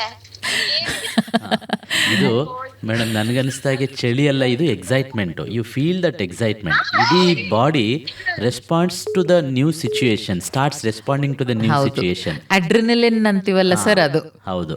ಹಾಗಾಗಿ you should feel positive about it. ನಿನಗೆ ಎಕ್ಸೈಟ್ಮೆಂಟ್ಗೆ ಹಾಗಾಗ್ತಿದೆ, ಕೈ ಬೆವರೋದು, ಹಾರ್ಟ್ ಬೀಟ್ ಜಾಸ್ತಿ ಆಗೋದು, ಇದು physiological change. It's not like ನಿನಗೆ ನೆಗೆಟಿವ್ ಆಗ್ತಿದೆ ಅಂತ ಅನ್ಕೋಬಾರ್ದು, ಅದು it's positive only, but don't take it too seriously. ಮತ್ತು ಎಕ್ಸ್ಟರ್ನಲ್ ಪ್ರೆಷರ್ಗೆ ನೀನು ಮೈಂಡನ್ನು ಕೊಡಬೇಡ. Internal pressure never gives you tension. External ಪ್ರೆಷರ್ಗೆ ನೀನು ಒಳಗಾದಾಗ ಮಾತ್ರ ಈ ಥರದ್ದಾಗತ್ತೆ. So only talk about internal pressure, not about the external pressure. ಬೇರೆಯವ್ರು ಯಾರು ಏನಾದರೂ ಅಂದ್ಕೊಳ್ಳಿ, ನನಗೆ ನಾನು ಇಷ್ಟನ್ನು ಅಚೀವ್ ಮಾಡ್ಬೇಕು ಅಂದ್ಕೊಂಡಿದ್ದೀನಿ ಅಷ್ಟೇ, ಅಷ್ಟಾದರೆ ಮುಗೀತು. ಮುಂದಿನ ಪ್ರಶ್ನೆನ ನೋಡೋಣ. ವೈಶಾಲಿ ಶಾಲೆಯಿಂದ ಒಂದು ಮಗು ಕರೆ ಮಾಡಿದೆ. ನಿನ್ನ ಹೆಸರು ಮತ್ತೆ ನಿನ್ನ ಪ್ರಶ್ನೆ. ಸರ್, ಅದು ಓದಿರ್ತೀವಿ ನಾವು, ಆದ್ರೆ ಕ್ವಶನ್ ಪೇಪರ್ ನೋಡಿದ್ಮೇಲೆ ಒಂದೊಂದು ಪಾಯಿಂಟ್ಸ್, ಆಮೇಲೆ ಒಂದೊಂದು ಕ್ವಶನ್ಗೆ ಆನ್ಸರ್ ಮರ್ತೋಗುತ್ತೆ ಸರ್, ಅದಕ್ಕೆ ಏನ್ ಸೊಲ್ಯೂಷನ್ ಅಂತ. ತುಂಬಾ ಒಳ್ಳೆ ಪ್ರಶ್ನೆ. ನಿನ್ನ ಹೆಸರು ಏನು ಹೇಳಿದೆ? ತನುಶ್ರೀ ಅಂತ ಸರ್. ಓ ತನುಶ್ರೀ, ನೀನು ಸ್ವಲ್ಪ ಹೊತ್ತಲ್ಲೇ ನಿನ್ನ ಹೆಸರು ಹೇಳಿದೆ, ನಾನು ತಕ್ಷಣನೇ ಮರ್ತ್ಬಿಟ್ಟೆ. ಅಂದರೆ ಇದು ನ್ಯಾಚುರಲ್, ಎಲ್ಲರಿಗೂ ಮರೆಯುವಂಥದ್ದು, ಎಲ್ಲರಿಗೂ ಆಗುತ್ತೆ. ಮೇಡಮ್ ಇದ್ರ ಬಗ್ಗೆ ಏನು ಹೇಳ್ತಾರೆ ಕೇಳೋಣ. ಮೇಡಮ್, ಇದು ಸುಮಾರು ಮಕ್ಕಳಿಗೆ. ಹೌದು ಸರ್, ಅದು ಏನಂದ್ರೆ ಮಕ್ಕಳು ಇದು ಆಕ್ಚುಲಿ ಆಗತ್ತೋ ಇಲ್ವೋ ಗೊತ್ತಿಲ್ಲ, ಎಲ್ಲರೂ ಹೇಳಿರ್ತಾರೆ, ಸುಮಾರು ಜನಗಳು ಇದನ್ನ ಹೇಳಿರ್ತಾರೆ, ಅಯ್ಯೋ ನನಗೆ ಭಯ ಆಗತ್ತೆ, ಮರ್ತೋಗ್ತೀನಿ, ಅಯ್ಯೋ ನನಗೆ ಭಯ ಆಗತ್ತೆ, ಏನು ಜ್ಞಾಪಕ ಬರಲ್ಲ. ಅದನ್ನ ಕೇಳಿ ಅರ್ಧ ಪ್ರೆಷರ್ ನಾವು ಹಾಕೊಂಡ್ಬಿಟ್ಟಿರ್ತೀವಿ ನಮ್ಮ ಮೇಲೆ. ನಾವು ಚೆನ್ನಾಗಿ ಓದಿರ್ತೀವಿ. ಇವಾಗ ನಾನು ಈ ಹಿಂದಿನ ಪ್ರಶ್ನೆಗೆ ಹೇಳಿದ್ದ ಆನ್ಸರೇ ಮತ್ತೆ ಹೇಳಬೇಕಾಗತ್ತೆ. ನೀನು ಪೂರ್ತಿ ವರ್ಷ ಕ್ಲಾಸ್ ಅಟೆಂಡ್ ಮಾಡಿದ್ಯಾ, ಪೂರ್ತಿ ವರ್ಷ ಕೇಳಿದ್ಯಾ ಸಬ್ಜೆಕ್ಟ್ ಬಗ್ಗೆ, ಪೂರ್ತಿ ವರ್ಷ ಓದಿದ್ಯಾ, ಗಾಬರಿ ಮಾಡ್ಕೊಳ್ಬೇಡ. ಗಾಬರಿ ಮಾಡ್ಕೊಂಡು ನನಗೆ ಗೊತ್ತಿಲ್ಲ ಅನ್ಕೊಳ್ತಾ ಇದ್ರೆ ಗೊತ್ತಿರೋದು ಮರ್ತೋಗುತ್ತೆ. ನಾನು ಈ ಪಾಠ ಕೇಳಿದ್ದೀನಿ, ನಾನು ಈ ಪಾಠ ನನಗೆ ಜ್ಞಾಪಕ ಇದೆ, ನಾನು ಓದಿದ್ದೀನಿ, ನಾನು ನನ್ನ ರೂಮಲ್ಲಿ ಕುತ್ಕೊಂಡು ಓದ್ದೆ, ಹಾಲಲ್ಲಿ ಕುತ್ಕೊಂಡು ಓದ್ದೆ, ಎಲ್ಲ ಕಡೆ ಓದಿದ್ದೀನಿ. ನಮ್ಮಮ್ಮಂಗೆ ಈಗ ನಾನು ಹೇಳ್ದಂಗೆ ಆ ಪಾಯಿಂಟ್ ಯಾವ್ದಾದ್ರು ಡಿಸ್ಕಸ್ ಮಾಡಿದ್ರೆ, ಇದು ನಮ್ಮ ತಾಯಿ ಹತ್ರ ಡಿಸ್ಕಸ್ ಮಾಡೋದನ್ನ, ಫ್ರೆಂಡ್ಸ್ ಹತ್ರ ಡಿಸ್ಕಸ್ ಮಾಡೋದನ್ನ 1 ಸೆಕೆಂಡ್ ಯೋಚನೆ ಮಾಡು. ಯೋಚನೆ ಮಾಡಿದಾಗ ಏನಾಗುತ್ತೆ ಅಂದರೆ ನಿನ್ನ ಮೈಂಡ್ ಕಾಮ್ ಆಗುತ್ತೆ. ಕಾಮ್ ಆಗಿದ ತಕ್ಷಣ ಆಟೋಮ್ಯಾಟಿಕ್ ಆಗಿ ಆನ್ಸರ್ ಬಂದೇ ಬರುತ್ತೆ. ಓದಿರೋದು ಅಷ್ಟು ಈಸಿಯಾಗಿ ಮರೆಯಲ್ಲ. ಒಂದು 10 ಸಲಿನಾರು ಓದಿರ್ತೀವಲ್ವ ನಾವು. ಈಗಂತೂ 3 ಪ್ರಿಪ್ರೇಟ್ರಿ ಆಗುತ್ತೆ, ಆಮೇಲೆ ಫೈನಲ್ ಎಕ್ಸಾಮ್ಗೆ ಹೋಗಿರ್ತೀರಾ. ಎಲ್ಲರೂ 3 ಪ್ರಿಪ್ರೇಟ್ರಿಗೆ ಓದಿರ್ತೀರಾ, ಪ್ರತಿಯೊಂದು ಮಂತ್ಲಿ ಟೆಸ್ಟ್ಗೆ ಓದಿರ್ತೀರಾ. ಅಷ್ಟು ಈಸಿಯಾಗಿ ಯಾರೂ ಮರೆಯಲ್ಲ. ಏನಂದರೆ ನಾವು ಡಿಸ್ಟ್ರಾಕ್ಟ್ ಆಗಿ ಅದನ್ನು ಜ್ಞಾಪಿಸ್ಕೊಳ್ಳೋಕೆ ಮರ್ತೋಗ್ತೀವಿ ಹೊರತು ಟೆನ್ಷನ್ ಮಾಡಿಕೊಂಡು ನಮ್ಮ ಮೈಂಡಲ್ಲಿ ಅದು ಖಂಡಿತ ಇರುತ್ತೆ. ಕಾಮ್ ಮಾಡಿಕೊಂಡು ರಿಕಾಲ್ ಮಾಡಿದ್ರೆ ಖಂಡಿತ ಬರುತ್ತೆ. ಟೆನ್ಷನ್ ಮಾಡ್ಕೊಂಡು ಬರ್ತಾ ಇಲ್ಲ ಅಂದರೆ ಖಂಡಿತ ಬರಲ್ಲ. ನಾನು ಇದನ್ನು ಓದಿದ್ದೀನಿ, ಯಾವ ಲೆಸನ್ನು, ಈ ಲೆಸನ್ನು, 3ನೇ ಕ್ವಶನ್ ಇತ್ತಲ್ವಾ ಆ ಲೆಸನ್ನಲ್ಲಿ, 3ನೇ ಕ್ವಶನಲ್ಲಿ 3 ಪಾಯಿಂಟ್ ಇತ್ತಲ್ವಾ, 2 ಪಾಯಿಂಟ್ ಇತ್ತಲ್ವಾ, 1 ಪಾಯಿಂಟ್ ಇತ್ತಲ್ವಾ, ಆ ಥರ ಅದನ್ನು ಬ್ರೇಕ್ ಡೌನ್ ಮಾಡಿ ಜ್ಞಾಪಿಸ್ಕೊಂಡ್ರೆ ಖಂಡಿತ ಜ್ಞಾಪಕ ಬರುತ್ತೆ, ಖಂಡಿತ ಬರಿಬೋದು. ಆಮೇಲೆ ಇದನ್ನು ನಾನು ಹೇಳಿದಾಗ ಎಲ್ಲ ಮಕ್ಕಳು ಏನು ಅನ್ಕೋಬೋದು, ಅಯ್ಯೋ 10 ಸೆಕೆಂಡ್ ನಾವು ಒಂದೊಂದು ಆನ್ಸರ್ ಕೊಟ್ಟರೆ ಟೈಮ್ ಮ್ಯಾನೇಜ್ಮೆಂಟ್ ಆಗಲ್ಲ, ಟೈಮ್ ವೇಸ್ಟ್ ಆಗೋಗುತ್ತೆ, ಟೈಮ್ ಹೊಟ್ಟೋಗುತ್ತೆ, ಎಕ್ಸಾಮ್ ಪೂರ್ತಿ ಬರೆಯೋಕ್ಕಾಗಲ್ಲ. ಖಂಡಿತ ಇಲ್ಲ. ನಿಮಗೆ ಎಷ್ಟು ಬೇಗ ಜ್ಞಾಪಕ ಬರುತ್ತೆ ಪಾಯಿಂಟ್ಸು, ನೀವು ಅಷ್ಟು ಬೇಗ ಆ ಪಾಯಿಂಟ್ಸ್ನ ಬರಿತೀರಾ, ನಿಮಗೆ ಆ್ಯಕ್ಚುಲಿ ಟೈಮ್ ಉಳಿಯುತ್ತೆ. ನೀವು ಕಾಮಾಗಿ ಒಂದು 10 ಸೆಕೆಂಡ್ ಯೋಚನೆ ಮಾಡಿದ್ರೆ ಎಲ್ಲದನ್ನು ರಿಕಾಲ್ ಮಾಡಿಕೊಂಡ್ರೆ ಬೇಗ ಬೇಗ ಬರಿಬೋದು. ಅದೇ ಟೆನ್ಷನ್ ಮಾಡ್ಕೊಂಡು ಬರ್ತಾ ಇಲ್ಲ ಅಂದರೆ ಇನ್ನೂ 10 ಸೆಕೆಂಡ್ ಜಾಸ್ತಿ ವೇಸ್ಟ್ ಮಾಡ್ತೀರಾ ಅಲ್ಲಿ. So first technique is com your self. ಓದಿದ್ದೀನಿ ಅನ್ನೋ ಕಾನ್ಫಿಡೆನ್ಸಿಂದ ಹೋಗಿ ಎಕ್ಸಾಮ್ಗೆ, ಆವಾಗ ಖಂಡಿತ ಬರೀತೀರಾ. ಎಲ್ಲರೂ ಅಷ್ಟೇ. ಸೊ ಒಟ್ಟಾರೆ confidence is the key. Confidence and recalling. Okay, calm ಆಗಿದ್ದಷ್ಟು ಕಾನ್ಫಿಡೆನ್ಸ್ ಹೌದು ಜಾಸ್ತಿ ಆಗತ್ತೆ ಅಂತ. ಓಕೆ, ಧನ್ಯವಾದಗಳು Tanushree, thank you for calling. ಮುಂದಿನ ಕರೆಯನ್ನು ನೋಡೋಣ. ಹಲೋ, ಹಾಂ ನಿನ್ನ ಹೆಸರು ಮತ್ತೆ ಯಾವ ಶಾಲೆಯಿಂದ ಅಪ್ಪ ಕರೆ ಮಾಡ್ತಿರೋದು? ನಮಸ್ಕಾರ ಸರ್, ನನ್ನ ಹೆಸರು ಯೋಗ ನರಸಿಂಹ, JSS ಬಾಲ್ ಜಗತ್ತಿಂದ. JSS ಬಾಲ್ ಜಗತ್ತಿಂದ. ಯೋಗ ನರಸಿಂಹ, ಏನಪ್ಪ ನಿನ್ನ ಸಂದೇಹ ಏನಿದೆ?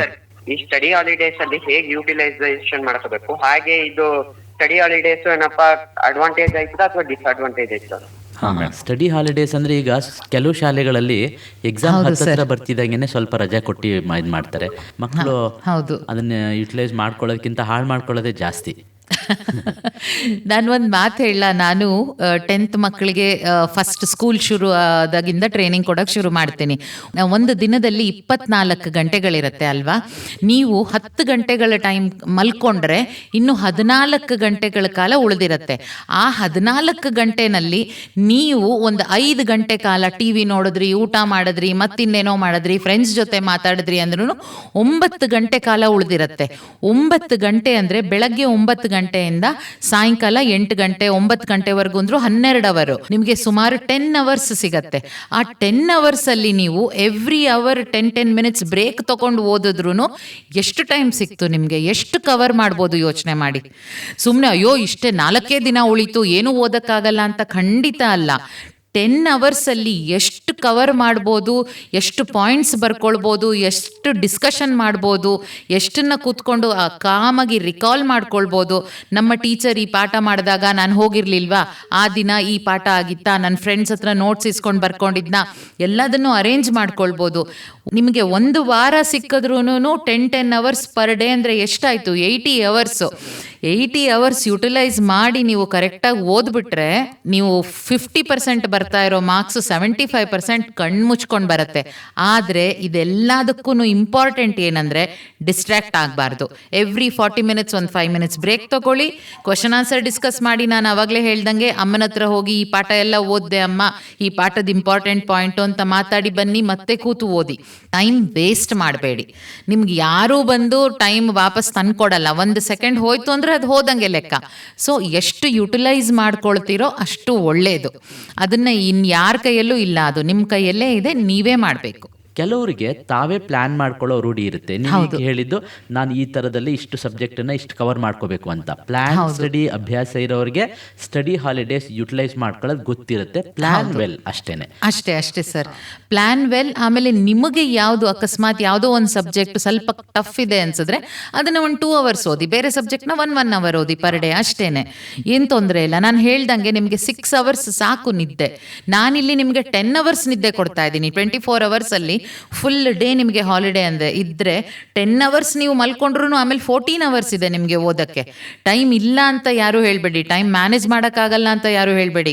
14 ಅವರ್ಸಲ್ಲಿ ನೀವು 10 ಅವರ್ಸ್ ಯುಟಿಲೈಸ್ ಮಾಡ್ಕೊಂಡ್ಬಿಟ್ರೆ ಇಟ್ಸ್ ಅಮೇಝಿಂಗ್. Thank you. ಮತ್ತೆ ಇನ್ನೊಂದು ಪ್ರಶ್ನೆ ಇದೆ. ಯಾರು ಎಲ್ಲಿಂದ ಮಾತಾಡ್ತಾ ಇದ್ದೀರಿ? ತನುಶ್ರೀ ಅಂತ, ಮರಿಮಳಪ್ಪ ಸ್ಕೂಲಿಂದ ಮಾತಾಡ್ತಿರೋದು. ತನುಶ್ರೀ, ಮರಿಮಲ್ಲಪ್ಪ ಪ್ರೌಢಶಾಲೆಯಿಂದ. ನಿನ್ನ ಪ್ರಶ್ನೆ? ಹೌದು ಸರ್, ಇದು ಓದ್ಬೇಕಾದ್ರೆ ಎಕ್ಸಾಮ್ ಇಂದ ದಿನ ಎಲ್ಲ ಓದಿರ್ತೀವಿ, ಆದ್ರೆ ಎಷ್ಟು ಓದ್ಬೇಕು, ಯಾವಾಗ ಓದ್ಬೇಕು, ಏನ್ ಓದ್ಬೇಕು ಅಂತಾನೆ ಗೊತ್ತಾಗಲ್ಲ ಸರ್. ಸಡನ್ ಆಗಿ ಟೆನ್ಷನ್ಗೆ ನಾಳೆ ಎಕ್ಸಾಮ್ ಅಂತ. ನಾಳೆ ಎಕ್ಸಾಮ್ ಅಂತ ನಿನ್ಗೆ ಹಿಂದಿನ ದಿನ ಟೆನ್ಷನ್ಗೆ ಎಷ್ಟು ಏನು ಓದ್ಬೇಕು ಅಂತ ಗೊತ್ತಾಗ್ತಾ ಇಲ್ಲ. ಶುರು ಮಾಡ್ಬೇಕು ಅಂತಾನು ಗೊತ್ತಾಗಲ್ಲ. ಆಮೇಲೆ ಇದನ್ನ ಬಗ್ಗೆ ಭಾಗಶಃ ಆನ್ಸರನ್ನು ಆಲ್ರೆಡಿ ಮೇಡಮ್ ಹೇಳಿದ್ದಾರೆ. ಅದನ್ನು ಮತ್ತೆ ಇನ್ನೊಂದ್ಸತಿ ಕೇಳ್ಕೊ ಕ್ಲಿಯರ್ ಆಗಿ. ನಿಂತರನೇ ಸುಮಾರು ಜನಕ್ಕೆ ಆಗ್ತಾ ಇರುತ್ತೆ. ಮೇಡಮ್ ಅನ್ನ ಕೇಳೋಣ. ನಾನು ಒಂದು ಮಾತು ಹೇಳಪ್ಪ, ನಿಮಗೆ ಒಂದು ಯೂಟ್ಯೂಬ್ ನೋಡಿರ್ತೀಯ ಅಂತ ಇಟ್ಕೋ, ಯೂಟ್ಯೂಬ್ ಅಥವಾ ರೀಲ್ಸ್ ನೋಡಿರ್ತೀಯ ಅಂತ ಇಟ್ಕೋ. ಅದನ್ನು ಎಷ್ಟು ಈಸಿಯಾಗಿ ಮರ್ತು ಬಿಡ್ತೀಯ. ಅದ್ರ ಬಗ್ಗೆ ಟೆಸ್ಟ್ ಕೊಟ್ರೆ ಏನು ಮಾಡ್ತೀಯ? ಎಲ್ಲ ಜ್ಞಾಪಕ ಇರುತ್ತೆ ಅಲ್ವಾ? ಅಂದರೆ ಏನರ್ಥ? ನಿನಗೆ ಮೆಮೊರಿ ಪ್ರಾಬ್ಲಮ್ ಇಲ್ಲ, ಕಾನ್ಸಂಟ್ರೇಷನ್ ಪ್ರಾಬ್ಲಮ್ ಇಲ್ಲ, ಅಟೆನ್ಷನ್ ಪ್ರಾಬ್ಲಮ್ ಇಲ್ಲ, ಏನೂ ಇಲ್ಲ ಅಲ್ವಾ? ಎಲ್ಲ ಆರಾಮವಾಗಿದೆ. ಅಂದರೆ ನೀನು ಓದಿದಾಗ ಅಷ್ಟೇ ಅಟೆನ್ಷನ್ ಕೊಟ್ಟು, ಅಷ್ಟೇ ಕಾನ್ಸಂಟ್ರೇಷನ್ ಕೊಟ್ಟು, ಅದನ್ನೇ ಗಮನ ಕೊಟ್ಟು ಓದಿದ್ರೆ ಏನೂ ಮರ್ತಿರಲ್ಲ. ಎಲ್ಲ ಜ್ಞಾಪಕ ಇರುತ್ತೆ, ಎಲ್ಲದನ್ನು ಕ್ಲಿಯರ್ ಆಗಿ ಓದಬಹುದು ಮತ್ತು ಜ್ಞಾಪಕ ಇಟ್ಕೊಳ್ಬೋದು. ಡಿಸ್ಟ್ರ್ಯಾಕ್ಟ್ ಆಗಬಾರ್ದು. ನಾನು ಅವಾಗ್ಲಿಂದ ಅದೇ ಹೇಳ್ತಾ ಇರೋದು, ಡಿಸ್ಟ್ರ್ಯಾಕ್ಟ್ ಆಗಬಾರ್ದು. ಅದನ್ನೆಲ್ಲ ಮಾಡ್ಕೊಂಡು ಬಂದರೆ ಎಕ್ಸಾಮ್ ಹಿಂದಿನ ದಿನ ನೀನು ಯಾವ್ದಾದ್ರು ಒಂದು ಹಳೆ ಕ್ವಶನ್ ಪೇಪರ್ ತಗೋ. ಟೀಚರ್ಸ್ ನಿಮಗೆ ಬ್ಲೂ ಪ್ರಿಂಟ್ ಕೊಟ್ಟಿರ್ತಾರೆ, ಒಂದು 5 ವರ್ಷದ ಕ್ವಶನ್ ಪೇಪರ್ಗಳು ಕೊಟ್ಟಿರ್ತಾರೆ, ರಿವಿಷನ್ ಮಾಡಿರ್ಸಿರ್ತಾರೆ. ಅದು ಒಂದು 10-15 ಯಾವ್ದು ಇಂಪಾರ್ಟೆಂಟ್ ಅಂತ ಹೇಳಿರ್ತಾರೆ. ಅದನ್ನೆಲ್ಲ ಮಾರ್ಕ್ ಮಾಡಿ ಇಟ್ಕೋ, ಅದನ್ನ ಓರಲ್ ಆಗಿ ಹೇಳು. ಆಮೇಲೆ ಅಮ್ಮಂಗೆ ಹೋಗಿ ಒಪ್ಸು, ಇಲ್ಲ ಫ್ರೆಂಡಿಗೆ ಫೋನ್ ಮಾಡಿ ಒಪ್ಸು, ಅವಳದು ಕೇಳು. ತುಂಬ ಈಸಿಯಾಗಿ ಜ್ಞಾಪಕ ಇರುತ್ತೆ. ಏನು ಗಾಬರಿ ಮಾಡ್ಕೊಳ್ಳೋ ಅಂಥದ್ದು ಏನೂ ಇಲ್ಲ. ಬೇರೆ ಬೇರೆ ಟೆಕ್ನಿಕ್ಸ್ ಯೂಸ್ ಮಾಡಿ ಗಾಬರಿ ಆಗದೆ ಓದ್ಬೋದು. ಅಕಸ್ಮಾತ್ ನಿನಗೆ ಇನ್ನೂ ಆಗ್ತಾ ಇಲ್ಲ ಅಂದರೆ ಫ್ಲ್ಯಾಶ್ ಕಾರ್ಡ್ಸ್ ಮಾಡ್ಕೊ. ಇಂಪಾರ್ಟೆಂಟ್ ಕ್ವಶನ್ನ ಒಂದು ಕಾರ್ಡಲ್ಲಿ ಬರೆದಿಟ್ಕೋ. ಬೆಳಗ್ಗೆ ಹೋಗ್ತಾ ಅದು ಈ ಕ್ವಶನ್ ಇಂಪಾರ್ಟೆಂಟ್ ಆಗಿತ್ತು, ಇದೆಲ್ಲ ನಾನು ಜ್ಞಾಪಿಸ್ಕೋತೀನಿ, ಅದ್ರದ್ದು ಪಾಯಿಂಟ್ಸ್ ಜ್ಞಾಪಿಸ್ಕೊಂಡು ಹೋಗು. ಬುಕ್ಕೇ ಹಿಡ್ಕೊಂಡು ಓದಬೇಕು ಅಥವಾ ಇದನ್ನೇ ಜ್ಞಾಪಿಸ್ಕೋಬೇಕು ಅಂತ ಏನಿಲ್ಲ. ವಿಜುವಲ್ ಏಡ್ಸಲ್ಲಿ ನಾವು ಫ್ಲ್ಯಾಶ್ ಕಾರ್ಡ್ಸ್ ಯೂಸ್ ಮಾಡ್ಬೋದು, ಮ್ಯಾಪಿಂಗ್, ವಿಜುವಲ್ ಮ್ಯಾಪಿಂಗ್ ಯೂಸ್ ಮಾಡ್ಬೋದು. ಫಾರ್ ಎಕ್ಸಾಂಪಲ್, ಈಗ ನಿಮಗೆ ಸೋಷಿಯಲ್ ಸ್ಟಡೀಸಲ್ಲಿ ಇಂಡಿಯಾ ಮ್ಯಾಪಲ್ಲಿ ಒಂದು ಗಂಗಾದು ಮ್ಯಾಪ್ ಮಾಡಿ, ಗಂಗಾ ಎಲ್ಲಿಂದ ಹುಟ್ಟಿ ಎಲ್ಲಿಗೆ ಎಂಡ್ ಆಗುತ್ತೆ ಅಂತ ಮ್ಯಾಪ್ ಮಾಡಿ ಅಂದರೆ, ನೀನು ಒಂದು ಮನೆಯಲ್ಲಿ ಒಂದು ಕಡೆ ಇಂಡಿಯಾ ಮ್ಯಾಪ್ ಹಾಕ್ಕೊಂಡು ಅಲ್ಲಿ ಅದನ್ನು ಡ್ರಾ ಮಾಡಿಡು. ಅದನ್ನು ಎಕ್ಸಾಮ್ನಲ್ಲಿ ಕೂತು ಅದನ್ನು ಯೋಚನೆ ಮಾಡು. ಓಕೆ, ಆ ಗೋಡೆ ಮೇಲೆ ಒಂದು ಮ್ಯಾಪ್ ಇದೆ, ಅಲ್ಲಿ ನಾನು ಈ ಥರ ಬರೆದಿದ್ದೀನಿ. This is visual aids. Again second visual aids, flash cards ಒಂದು, ಇದೊಂದು. ಎರಡೂ ಮಾಡಿದ್ರೆ ತುಂಬ ಈಸಿಯಾಗಿ ಜ್ಞಾಪಕ ಇರುತ್ತೆ. ಈ ಥರ ನೀವು ಮ್ಯಾಥಮೆಟಿಕಲ್ ಥಿಯರಮ್ಸ್ನ ಮಾಡ್ಬೋದು, ಆಮೇಲೆ ಫಾರ್ಮುಲಾಸ್ನ ಮಾಡ್ಬೋದು. ಅದನ್ನು ಒಂದು ಸಣ್ಣ ಪೋಸ್ಟರ್ ಮಾಡಿಕೊಂಡು ಇನ್ಫ್ಯಾಕ್ಟ್ ನಾನು ಏನು ಹೇಳ್ಕೊಡ್ತೀನಿ ಅಂದರೆ, ಟಾಯ್ಲೆಟಲ್ಲಿ ಹಾಕ್ಕೊಳ್ಳಿ ಅಂತ. ಮಕ್ಕಳುಗಳು ಟಾಯ್ಲೆಟಲ್ಲಿ 20 ನಿಮಿಷ ಕೂತಿರ್ತಾರೆ, ಫೋನ್ ಹಿಡ್ಕೊಂಡು ಕೂತಿರ್ತಾರೆ. ಮಾಡಬೇಡಿ, ಟಾಯ್ಲೆಟ್ ಡೋರ್ ಹಿಂದೆ ಅಂಟಿಸ್ಕೊಳ್ಳಿ ಫಾರ್ಮುಲಾಗಳನ್ನ. ಅಲ್ಲಿ ಕೂತ್ಕೊಂಡು ಫಾರ್ಮುಲಾಸ್ನ ನೋಡಿ. ಆಮೇಲೆ ಮರ್ತಾಗ ಟಾಯ್ಲೆಟ್ ಹಿಂದೆ ಇದಿತ್ತು ಫಾರ್ಮುಲಾ ಅಂತ ಜ್ಞಾಪಕ ಬರುತ್ತೆ. ಅದೂ ಮಾಡ್ಬೋದು. ಈ ವಿಷಯ ಹೇಳಿದಾಗ ನನಗೆ ಒಂದು ಘಟನೆ ಜ್ಞಾಪಕಕ್ಕೆ ಬರೋದು. ರಾಜೇಂದ್ರ ನಗರ್ ಡೆಲ್ಲಿಗೆ IAS ಕೋಚಿಂಗ್ ಅಂತ ನಮ್ಮ ಫ್ರೆಂಡ್ ಅವ್ರನ್ನ ಮಗನನ್ನು ಸೇರ್ಸಕ್ಕೆ ಹೋಗಿದ್ದೆ. ಅಲ್ಲಿ ರೂಮ್ಗಳನ್ನು, ಅಂದರೆ ಕೋಚಿಂಗ್ ಸೆಂಟ್ರಿಗೆ ಸೇರಿಸಾದ್ಮೇಲೆ ರೂಮ್ಗೆ ಉಳ್ಕೊಳ್ಳೋದಕ್ಕೆ ಅಂತ ಹೋಗಿದ್ದಾಗ ಸುಮಾರು ರೂಮ್ಗಳು ನೋಡೋದು. ಆಲ್ರೆಡಿ ಸ್ಟೂಡೆಂಟ್ಸ್ ಇರುವಂಥ ರೂಮು ಸುತ್ತ 4 ಕಡೆ ಅವರು ಅಂಟಿಸ್ಕೊಂಡ್ಬಿಟ್ಟಿದ್ದಾರೆ. ಅವ್ರಿಗೆ ವರ್ಲ್ಡ್ ಮ್ಯಾಪ್ ಇರ್ಬೋದು, ಕೀ ಪಾಯಿಂಟ್ಸ್ ಇರ್ಬೋದು, ಯಾವ ಕಡೆ ನೋಡಿದ್ರೂ ಅಂಟಿಸ್ಕೊಂಡಿರುವಂಥದ್ದೇ. ಹಾಗಾಗಿ ಅವ್ರಿಗೆ ಯಾವ ಕಡೆ ನೋಡಿದ್ರು ಇದೊಂದು ಪಾಯಿಂಟ್ ನಾನು ಓದಬೇಕು, ಇದು ಜ್ಞಾಪಕ ಇರುತ್ತೆ ಅಂತ ಬರುತ್ತೆ. ನೀವು ಹೇಳಿದ್ದು ಈ ಟಿಪ್ಪು ಮಕ್ಕಳಿಗೆ ತುಂಬ ಹೆಲ್ಪ್ ಆಗುತ್ತೆ. ಆಮೇಲೆ ಇನ್ನೂ ಒಂದು ಹೇಳ್ತೀನಿ ನಾನು, ಏನು ಗೊತ್ತಾ ನಿನಗೆ, ಫಾರ್ ಎಕ್ಸಾಂಪಲ್ ನನ್ನ ಮಗಳಿಗೆ ವಿರಾಟ್ ಕೊಹ್ಲಿ ತುಂಬ ಇಷ್ಟ. ಸೊ ಅವನ ಎಕ್ಸಾಂಪಲ್ಲೇ ಕೊಡ್ತೀನಿ. ವಿರಾಟ್ ಕೊಹ್ಲಿದು ಒಂದು ದೊಡ್ಡ ಪೋಸ್ಟರ್ ಮಾಡ್ಕೊಳ್ಳೋದು. ವಿರಾಟ್ ಕೊಹ್ಲಿ 5 ಫಿಂಗರ್ಸ್ ಹತ್ರನೂ 5 ಪಾಯಿಂಟ್ಸ್ ಬರೆಯೋದು, 5 ಫಾರ್ಮುಲಾಸ್ ಬರೆಯೋದು. ಆಮೇಲೆ ವಿರಾಟ್ ಕೊಹ್ಲಿ ಹಣೆ ಮೇಲೆ ಒಂದು ಕ್ವಶನ್ ಬರೆದು ಅದಕ್ಕೆ ಆನ್ಸರ್ ಬರ್ಕೊಳ್ಳೋದು. ಆವಾಗ ವಿರಾಟ್ ಕೊಹ್ಲಿನ ಪಿಕ್ಚರೈಸ್ ಮಾಡ್ಕೊಂಡಾಗ ನಿನಗೆ ಜ್ಞಾಪಕ ಬರುತ್ತೆ, ಓ ಅವ್ನು ಇಂಪಾರ್ಟೆಂಟ್ ಕ್ವಶನ್ ಅಲ್ಲಿತ್ತು, ಅದಕ್ಕೆ ಆನ್ಸರ್ ಇದು. ವಿರಾಟ್ ಕೊಹ್ಲಿ ರೈಟ್ ಹ್ಯಾಂಡಲ್ಲಿ ಇದಿಷ್ಟು ಪಾಯಿಂಟ್ಸ್ ಬರೆದಿದ್ದೆ, ಗ್ಲೌಸ್ ಮೇಲೆ ಈ ಪಾಯಿಂಟ್ಸ್ ಬರೆದಿದ್ದೆ, ಬ್ಯಾಟ್ ಮೇಲೆ ಈ ಪಾಯಿಂಟ್ಸ್ ಬರೆದಿದ್ದೆ. ಅದೆಲ್ಲ ಮಾಡ್ಬೋದಪ್ಪ. Visual techniques there are hundreds of types you can help, which will help you. So ನಿನಗೆ ಯಾವುದು ಯೂಸ್ ಆಗುತ್ತೆ ಅದನ್ನು ಮಾಡು. ಮುಂದಿನ ಕರೆಯನ್ನು ನೋಡೋಣ. ಯಾವ ಶಾಲೆಯಿಂದ ಅಂತ? ಹಲೋ. ಹಲೋ, ಯಾವ ಶಾಲೆಯಿಂದಪ್ಪ? ನಿನ್ನ ಹೆಸರು? ನನ್ನ ಹೆಸರು ಚಂದನ, ಡಿ ಬನ್ಮಯ್ಯ ಬಾಲಕಿಯರ ಪ್ರೌಢಶಾಲೆ, ಮೈಸೂರು. ಹಾ ಚಂದನ, ಹೇಳಪ್ಪ, ಏನು ಡೌಟ್ ಇದೆ? ಸರ್, ಏನು ಅಂದ್ರೆ ನಮ್ಗೆ ಇವತ್ತು ಓದಿರ್ತೀವಿ ಸರ್, ಆದ್ರೆ ನಾಳೆಗೆ ಕ್ವಶನ್ ಕೊಟ್ಟಿರ್ತಾರೆ, ಅದು ಓದಿರ್ತೀವಿ, ನಿನ್ನೆ ನಮ್ಗೆ ಮರ್ತೋಗಿರುತ್ತೆ. ಅಂದ್ರೆ ಯಾವ ವಿಷಯದಲ್ಲಿ, ಅಥವಾ ಪರ್ಟಿಕ್ಯುಲರ್ ಆಗಿ ಈ ತರ ವಿಷಯದಲ್ಲೋ ಅಥವಾ ಯಾವ್ದಾದ್ರು ಕ್ವಶನ್ಗಳಲ್ಲಿ ಮಾತ್ರ ಆಗುತ್ತಾ, ಅಥವಾ ಎಲ್ಲಾ ವಿಷಯದಲ್ಲೂ ಇದೇ ತರ ಆಗ್ತಾ ಇದೆಯಾ ನಿನ್ಗೆ? ಎಲ್ಲಾ ವಿಷಯದಲ್ಲೂ ಅಂದ್ರೆ ಈಗ ಓದಿರ್ತೀಯ, ಮತ್ತೆ ನಾಳೆ ಪ್ರಶ್ನೆ ಕೊಟ್ಟಾಗ ಅದನ್ನ ಮರ್ತೋಗಿರ್ತೀಯ? ಅದು ಮರ್ತೋಗಿರುತ್ತೆ. ಬರೀ ಓದ್ತಾ ಇದೆಯಾ ಇಲ್ಲ ಅದನ್ನ ಬರಿತಾ ಇದೆಯಪ್ಪ? ಸರ್, ಬರೀತಾನು ಇದ್ದೀನಿ. ಬರೆದು ಅಭ್ಯಾಸ ಮಾಡಿದಾಗ ಮರವು ಸ್ವಲ್ಪ ಕಡಿಮೆ ಆಗುತ್ತೆ. ಇದಕ್ಕೆ ಮೇಡಮ್ ಏನ್ ಹೇಳ್ತಾರೆ ನೋಡೋಣ. ಮೇಡಮ್, ನಿನ್ನ ಫೇವ್ರೆಟ್ ಆಕ್ಟರ್ ಯಾರಪ್ಪ? ಹಲೋ. ಹಲೋ, ನಿನ್ನ ಫೇವ್ರೆಟ್ ಆಕ್ಟರ್ ಯಾರು ಅಂತ ಕೇಳಿದ್ರು ಪುಟ. ದರ್ಶನ್. ದರ್ಶನ್. ದರ್ಶನ್ದು ಲಾಸ್ಟ್ ಮೂವಿ ಯಾವ್ದು ನೋಡಿದ್ಯಪ್ಪ? ದರ್ಶನ್ ಮೂವಿ ನೋಡಿ ಅವನ ಹಾಡನ್ನ ಎಷ್ಟು ಸಲಿಕ್ಕೆ? ಡೆವಿಲ್. ಓಕೆ, ಡೆವಿಲ್ದು ಯಾವ್ದಾದ್ರು ಹಾಡು ಜ್ಞಾಪಕ ಇದೆಯಾ? ಸರ್, ಇಲ್ಲ. ತೊಂದರೆ ಇಲ್ಲ, ಬೇರೆ ಯಾವುದೋ ಮೂವಿದು ಒಂದು ಹಾಡು ಜ್ಞಾಪಕ ಇದೆ ಅಂತ ಇಟ್ಕೋ. ಏನಾಗಿರುತ್ತೆ ಆವಾಗ? ನಿನಗೆ ಹೇಗೆ ಜ್ಞಾಪಕ ಇದೆ ಆ ಹಾಡು? ಎಷ್ಟು ಪ್ರೀತಿಯಿಂದ ನೋಡಿರ್ತೀಯ ಅಲ್ವಾ, ಎಷ್ಟು ಕಾನ್ಸಂಟ್ರೇಷನ್, ಎಷ್ಟು ಅಟೆನ್ಷನ್ ಆ ಹಾಡು ನೋಡಿರೋದು. ಅಷ್ಟೇ ಅಟೆನ್ಷನ್ ನಿನ್ನ ಓದಕ್ಕೆ ಕೊಟ್ಟಿದ್ಯಾ, ಒಂದು ಆನ್ಸರ್ಗೆ ಕೊಟ್ಟಿದ್ಯಾ? ಅದು ಮಾತ್ರ ಹೇಗೆ ಜ್ಞಾಪಕ ಉಳ್ಕೊಂತು? ಮೆಮೊರಿನಲ್ಲಿ ಪ್ರಾಬ್ಲಮ್ ಇಲ್ಲ. ನಾವು ಒಂದು ಪ್ರಶ್ನೆಗೆ ಎಷ್ಟು ಅಟೆನ್ಷನ್ ಕೊಡ್ತೀವಿ, ಎಷ್ಟು ಕಾನ್ಸಂಟ್ರೇಟ್ ಮಾಡಿ ಓದ್ತೀವಿ, ಅಲ್ಲಿ ನಮ್ಮ ಗಮನ ಎಲ್ಲಿದೆ, ನಮ್ಮ ಪ್ರೀತಿ ಎಲ್ಲಿದೆ, ಅದ್ರ ಮೇಲೇನೂ ಡಿಪೆಂಡ್ ಆಗುತ್ತೆ ಅಲ್ವಾ. ದರ್ಶನ್ದು ಒಂದು ಯಾವುದೋ ಮೂವಿದು ಯಾವುದೋ ಸಾಂಗು ಎಲ್ಲೋ ಕೇಳಿದ್ದು ಅಲ್ಲ ಇನ್ನೆಲ್ಲೋ ಕೇಳಿದಾಗ ಅದ್ರ ಜೊತೆ ಹಾಡಕ್ಕೆ ಶುರು ಮಾಡಿಬಿಡ್ತೀವಿ. 10 ಸಲಿನೂ ಕೇಳಿರಲ್ಲ, ಆದರೆ 10 ಸಲಿನೂ ಓದಿದ್ರು ಯಾತಕ್ಕೆ ಜ್ಞಾಪಕ ಇರಲ್ಲ? ಅಂದರೆ ಏನರ್ಥ, ಅಷ್ಟು ಗಮನ ನಾವು ಕೊಡ್ತಾ ಇಲ್ಲ ಆ ಪ್ರಶ್ನೆ ಕಡೆಗೆ ಅಂತ ಅಲ್ವಾ? ಆ ಗಮನ ಕೊಟ್ಟಾಗ ಖಂಡಿತ ಜ್ಞಾಪಕ ಇರುತ್ತೆ, ಭಯನೂ ಆಗಲ್ಲ. ಸಿಂಪಲ್. ಓದುವಾಗ ಕಂಪ್ಲೀಟ್ ಗಮನ ಆ ಪ್ರಶ್ನೆಗೆ ಕೊಡಬೇಕು. ಮೈಂಡ್ಫುಲ್ನೆಸ್ ಅಂತೀವಿ ನಾವು ಅದನ್ನು. ಅಂದರೆ ಆ ಪ್ರಶ್ನೆ ಓದುವಾಗ ಆ ಪ್ರಶ್ನೆನ ಅರ್ಥ ಮಾಡ್ಕೊಳ್ಬೇಕು. ಆ ಪ್ರಶ್ನೆ ಈಗ ಫಾರ್ ಎಕ್ಸಾಂಪಲ್ ಅವಾಗಲೇ ಹೇಳ್ದಂಗೆ, where does Ganga river is Born, where does meet the C. ಆ ಕ್ವೆಶನ್ ನೀನು ಅರ್ಥ ಮಾಡ್ಕೋಬೇಕು, ಮ್ಯಾಪಲ್ಲಿ ನೋಡಬೇಕು, ಇಲ್ಲಿ ಹುಟ್ಟಿತ್ತು, ಇಲ್ಲಿ ಬೆಳೆದಿತ್ತು. ಅದನ್ನು ಅರ್ಥ ಮಾಡ್ಕೊಂಡು ಓದಿದಾಗ ಮರೆಯಲ್ಲ, ಚೆನ್ನಾಗಿ ಜ್ಞಾಪಕ ಇರುತ್ತೆ. ಆ ಥರ ಒಂದು ಕ್ವೆಶನ್ನ ಅರ್ಥ ಮಾಡ್ಕೊಂಡು ಓದು, ಮರೆಯಲ್ಲ, ಗಾಬರಿನೂ ಆಗಲ್ಲ. ನೀವೊಂದು ಪದ ಹೇಳಿದ್ರಿ, ಮೈಂಡ್ಫುಲ್ನೆಸ್ ಅಂತ. ನಾವು ಯಾವ ಕೆಲಸ ಮಾಡ್ತಿರ್ತೀವಿ ಆ ಜಾಗದಲ್ಲಿ ಅಲ್ಲಿದ್ದಾಗ ನಾವು ಪ್ರೆಸೆಂಟ್. ನಾಳೆ ಯಾವ ಪ್ರಶ್ನೆ ಬರುತ್ತೆ ಅಂತ ತುಂಬಾ ವರಿ ಮಾಡ್ಕೊಳ್ಳೋದು ಬೇಡ. ನಾಳೆ ಯಾವ್ದಾದ್ರೂ ಪ್ರಶ್ನೆ ಬರಲಿ, ನಾನು ಅದಕ್ಕೆ ಉತ್ತರವನ್ನ ಈಗ ಕೂತ್ಕೊಂಡು ಕಲಿತೀನಿ ಅಂತನೋ ಆಟಿಟ್ಯೂಡ್ ಬಂದ್ಬಿಟ್ರೆ ಬರಬೇಕು. ಈಗ ನಾನು ಓದ್ತಾ ಇರೋ ಪ್ರಶ್ನೆ ಬಗ್ಗೆನೇ ನಾನು ಯೋಚನೆ ಮಾಡ್ತೀನಿ, ಅದನ್ನ ನಾನು ಅರ್ಥ ಮಾಡ್ಕೊಳ್ತೀನಿ. ಅದು ಬಿಟ್ಟು ನೆಕ್ಸ್ಟ್ ಕ್ವೆಶನ್ಗೆ ಹೋದಾಗ ನೆಕ್ಸ್ಟ್ ಕ್ವೆಶನ್ ಓದ್ತೀನಿ, ನೆಕ್ಸ್ಟ್ ಕ್ವೆಶನ್ ಅರ್ಥ ಮಾಡ್ಕೊಳ್ತೀನಿ. ಈ ಕ್ವೆಶನ್ ಓದುವಾಗ ಅಯ್ಯೋ ಇನ್ನೂ 10 ಕ್ವೆಶನ್ ಇದೆ ಅಂದರೆ ಆ 10 ಕ್ವೆಶನ್ ಬಗ್ಗೆ ಟೆನ್ಷನ್ ಇರುತ್ತೆ ಹೊರತು ನೀನು ಈ ಕ್ವೆಶನ್ ಏನು ಓದ್ದೆ, ಅದ್ರದ್ದು ಏನು ಅರ್ಥ ಇದೆ, ಏನೂ ಅರ್ಥ ಆಗಲ್ಲ. ಸೊ ಆ ಕ್ವೆಶನ್ ಓದುವಾಗ ಅದನ್ನು ಅರ್ಥ ಮಾಡಿಕೊಂಡು ಅದರಲ್ಲಿರೋ ಇಂಪಾರ್ಟೆಂಟ್ ಪಾಯಿಂಟ್ಸ್ಗೆ ಗಮನ ಕೊಟ್ಟರೆ ಅದನ್ನೇ ಮೈಂಡ್ಫುಲ್ನೆಸ್ ಅನ್ನೋದು. ಹಾಂ ಮೇಡಮ್, ಇದರ ನಡುವೆ ಒಂದು ಪ್ರಶ್ನೆ. ಹೇಳಿ ಸರ್. ಈಗ ನಮ್ಮ ಮಕ್ಕಳಿಗಿನ್ನ ಪರೀಕ್ಷೆಯನ್ನು ಎದುರಿಸುತ್ತಿರೋದು ಪೇರೆಂಟ್ಸ್ ಮತ್ತೆ ಟೀಚರ್ಸ್ ಅನ್ನಂಗೆ ಆಗೋಗಿದೆ. ಅಂದ್ರೆ ಪೋಷಕರು ಮನೇಲಿ ನೋಡ್ಬೋದು ನೀವು, ಆ ಮಕ್ಕಳಿಗಿನ್ನ ಅವ್ರಿಗೆ ಒತ್ತಡ ಜಾಸ್ತಿ, ಆ ಮಕ್ಕಳ ಮೇಲೆ ಒತ್ತಡ ಹೇರ್ತಿರ್ತವ್ರೆ ಪೋಷಕರಾಗಿದ್ದಾರೆ ಈಗ. ಅದಕ್ಕೆ ನಮ್ಮ ಶಾಲೆಯ ಶಿಕ್ಷಕರು ಹಾಗೂ ಪೋಷಕರಿಗೆ ಸಂಬಂಧಿಸಿದಂತೆ ಅಂದ್ರೆ ಇದನ್ನ ನಾವು ಶಿಕ್ಷಕರು ಪೋಷಕರಿಗೆ ತಲುಪಿಸ್ಬೋದು ಈ ವಿಷಯವನ್ನ PTM ಮೂಲಕ.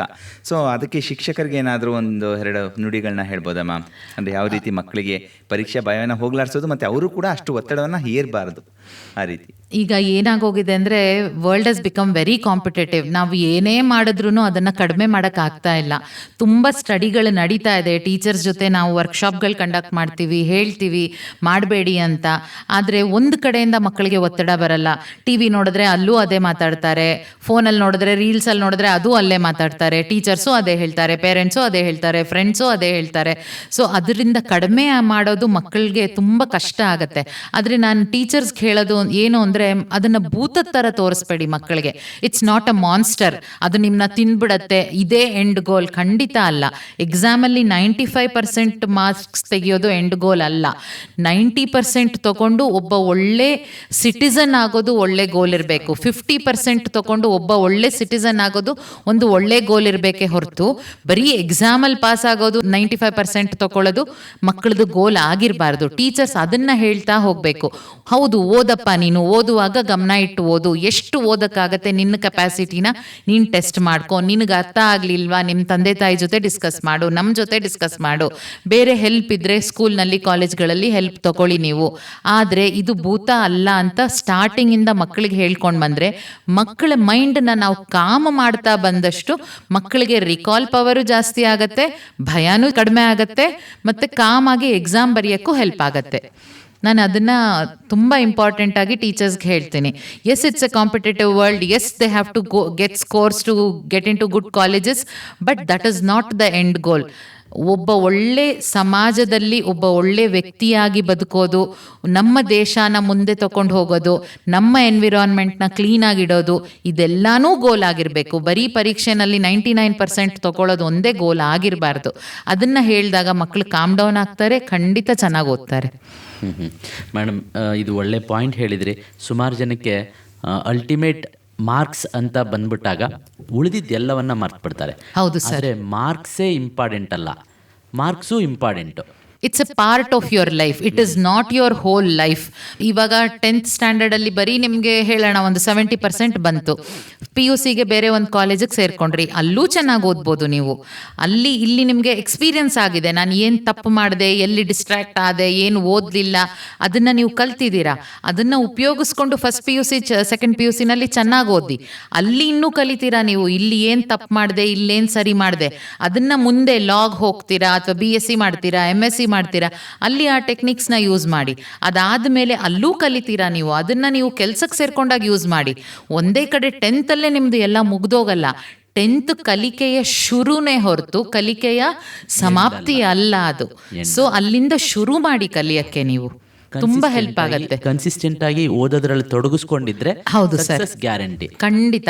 ಈಗ smart studying then hard studying ಅಂತ ಒಂದು ಟೆಕ್ನಿಕ್ ಬಂದ್ಬಿಟ್ಟಿದೆ. ಸ್ಮಾರ್ಟ್ ಸ್ಟಡಿಂಗ್ ಎಲ್ಲರೂ ಮಾತಾಡ್ತಾರೆ ಅದ್ರ ಬಗ್ಗೆ, ಬಟ್ ನಾನು ಏನು ಹೇಳ್ತೀನಿ ಅಂದರೆ you show up for studying. ಅಂದರೆ ಬಂದು ಕೂರಿ ಓದಕ್ಕೆ, ನಾನು ತುಂಬ ಕ್ವಾಲಿಟಿಯಾಗಿ ಓದ್ತೀನಿ ಇಲ್ಲ, ನೀವು ಫಸ್ಟ್ ಬಂದು ಕೂತ್ಕೊಳ್ಳಿ, ಓದಿ, ಪ್ರಶ್ನೆನ ಅರ್ಥ ಮಾಡ್ಕೊಳ್ಳಿ. When you show up for studying you will study. ಇಲ್ಲ ನಾಳೆ ಓದ್ತೀನಿ, ನಾಳೆದು ಓದ್ತೀನಿ, ಇವತ್ತು ಅರ್ಧ ಗಂಟೆ ಓದ್ಬಿಟ್ಟೆ, ಇನ್ನು ಅರ್ಧ ಗಂಟೆ ರೆಸ್ಟ್ ತೊಗೋತೀನಿ is not how you study. You have to show up and you have to take the books in your hand and study. That's when it helps. ಇನ್ನೊಂದು ಪ್ರಶ್ನೆ ಇದೆ. ಹಲೋ, ಯಾವ ಶಾಲೆಯಿಂದಪ್ಪ? ಸರ್ ನನ್ನ ಹೆಸರು Yanika, JSS Pal Jagat English medium ಹೈಸ್ಕೂಲಿಂದ ಮಾತಾಡ್ತಾ ಇದೀನಿ. ಯಾನಿಕಾ, ಏನಪ್ಪಾ ನಿನ್ನ ಡೌಟ್ ಏನಿದೆ? ಕೋರ್ಸ್ ಸಬ್ಜೆಕ್ಟ್ ಗಳೆಲ್ಲ ಅಪ್ಲಿಕೇಶನ್ ಲೆವೆಲ್ ಕ್ವಶನ್ ನೋಡಿದ್ರೆ ಬೇಗ ಕನ್ಫ್ಯೂಷನ್ ಗೆ ಒಳಗಾಗ್ತೀವಿ, ಮತ್ತೆ ಸ್ವಲ್ಪ ಗೊತ್ತಿದ್ರು ಅದನ್ನು ಮರ್ತೋಗ್ತೀವಿ ಬರೆಯೋ ಇದ್ರಲ್ಲಿ, ಫ್ರಸ್ಟ್ರೇಷನ್ ಒಳಗಾಗ್ತೀವಿ ಬರಿಬೇಕಂದ್ರೆ. ಅದಕ್ಕೆ ಟಿಪ್ಸ್ ಬೇಕಿತ್ತು ಸರ್, ಅಂದ್ರೆ ಅಪ್ಲಿಕೇಶನ್ ಲೆವೆಲ್ ನ ಫಿಯರ್ಲೆಸ್ ಆಗಿ ಎದುರಿಸಕ್ಕೆ. ಓಕೆ, ಈಗ ನೀನು ಆಲ್ರೆಡಿ ಒಂದು ಅಪ್ಲಿಕೇಶನ್ ಲೆವೆಲ್ ಫಿಯರ್ಲೆಸ್ ಆಗಿ ಎದುರಿಸಿದೆಯಲ್ಲ, like you are on air, ಸಾವಿರಾರು ಜನ ನಿನ್ನ ಮಾತು ಕೇಳಿಸ್ಕೊತಾ ಇದ್ದಾರೆ, ನಿನಗೆ ಗೊತ್ತಿಲ್ಲದ ಹಾಗೆ ನೀನು ಸಾವಿರಾರು ಜನ ಅಡ್ರೆಸ್ ಮಾಡ್ತಿದ್ದೆ. ಇಟ್ಸ್ ಲೈಕ್ ನಿನಗೆ ಅಪ್ಲಿಕೇಶನ್ ಲೆವೆಲ್ ಕೂಡ ಇದೇ ಥರ ಒಂದು ಸ್ಮಾಲ್ ಥಿಂಗ್. ನೀನು ಅದನ್ನು ದೊಡ್ಡದು ಅಂದ್ಕೊಂಡ್ಬಿಟ್ಟಿದ್ರೆ ನೀನು ಎದುರುಗಡೆ ಕೂತಿರೋ ರೀತಿ ಪ್ರಶ್ನೆ ಕೇಳ್ತಾ ಇದೆಯಾ.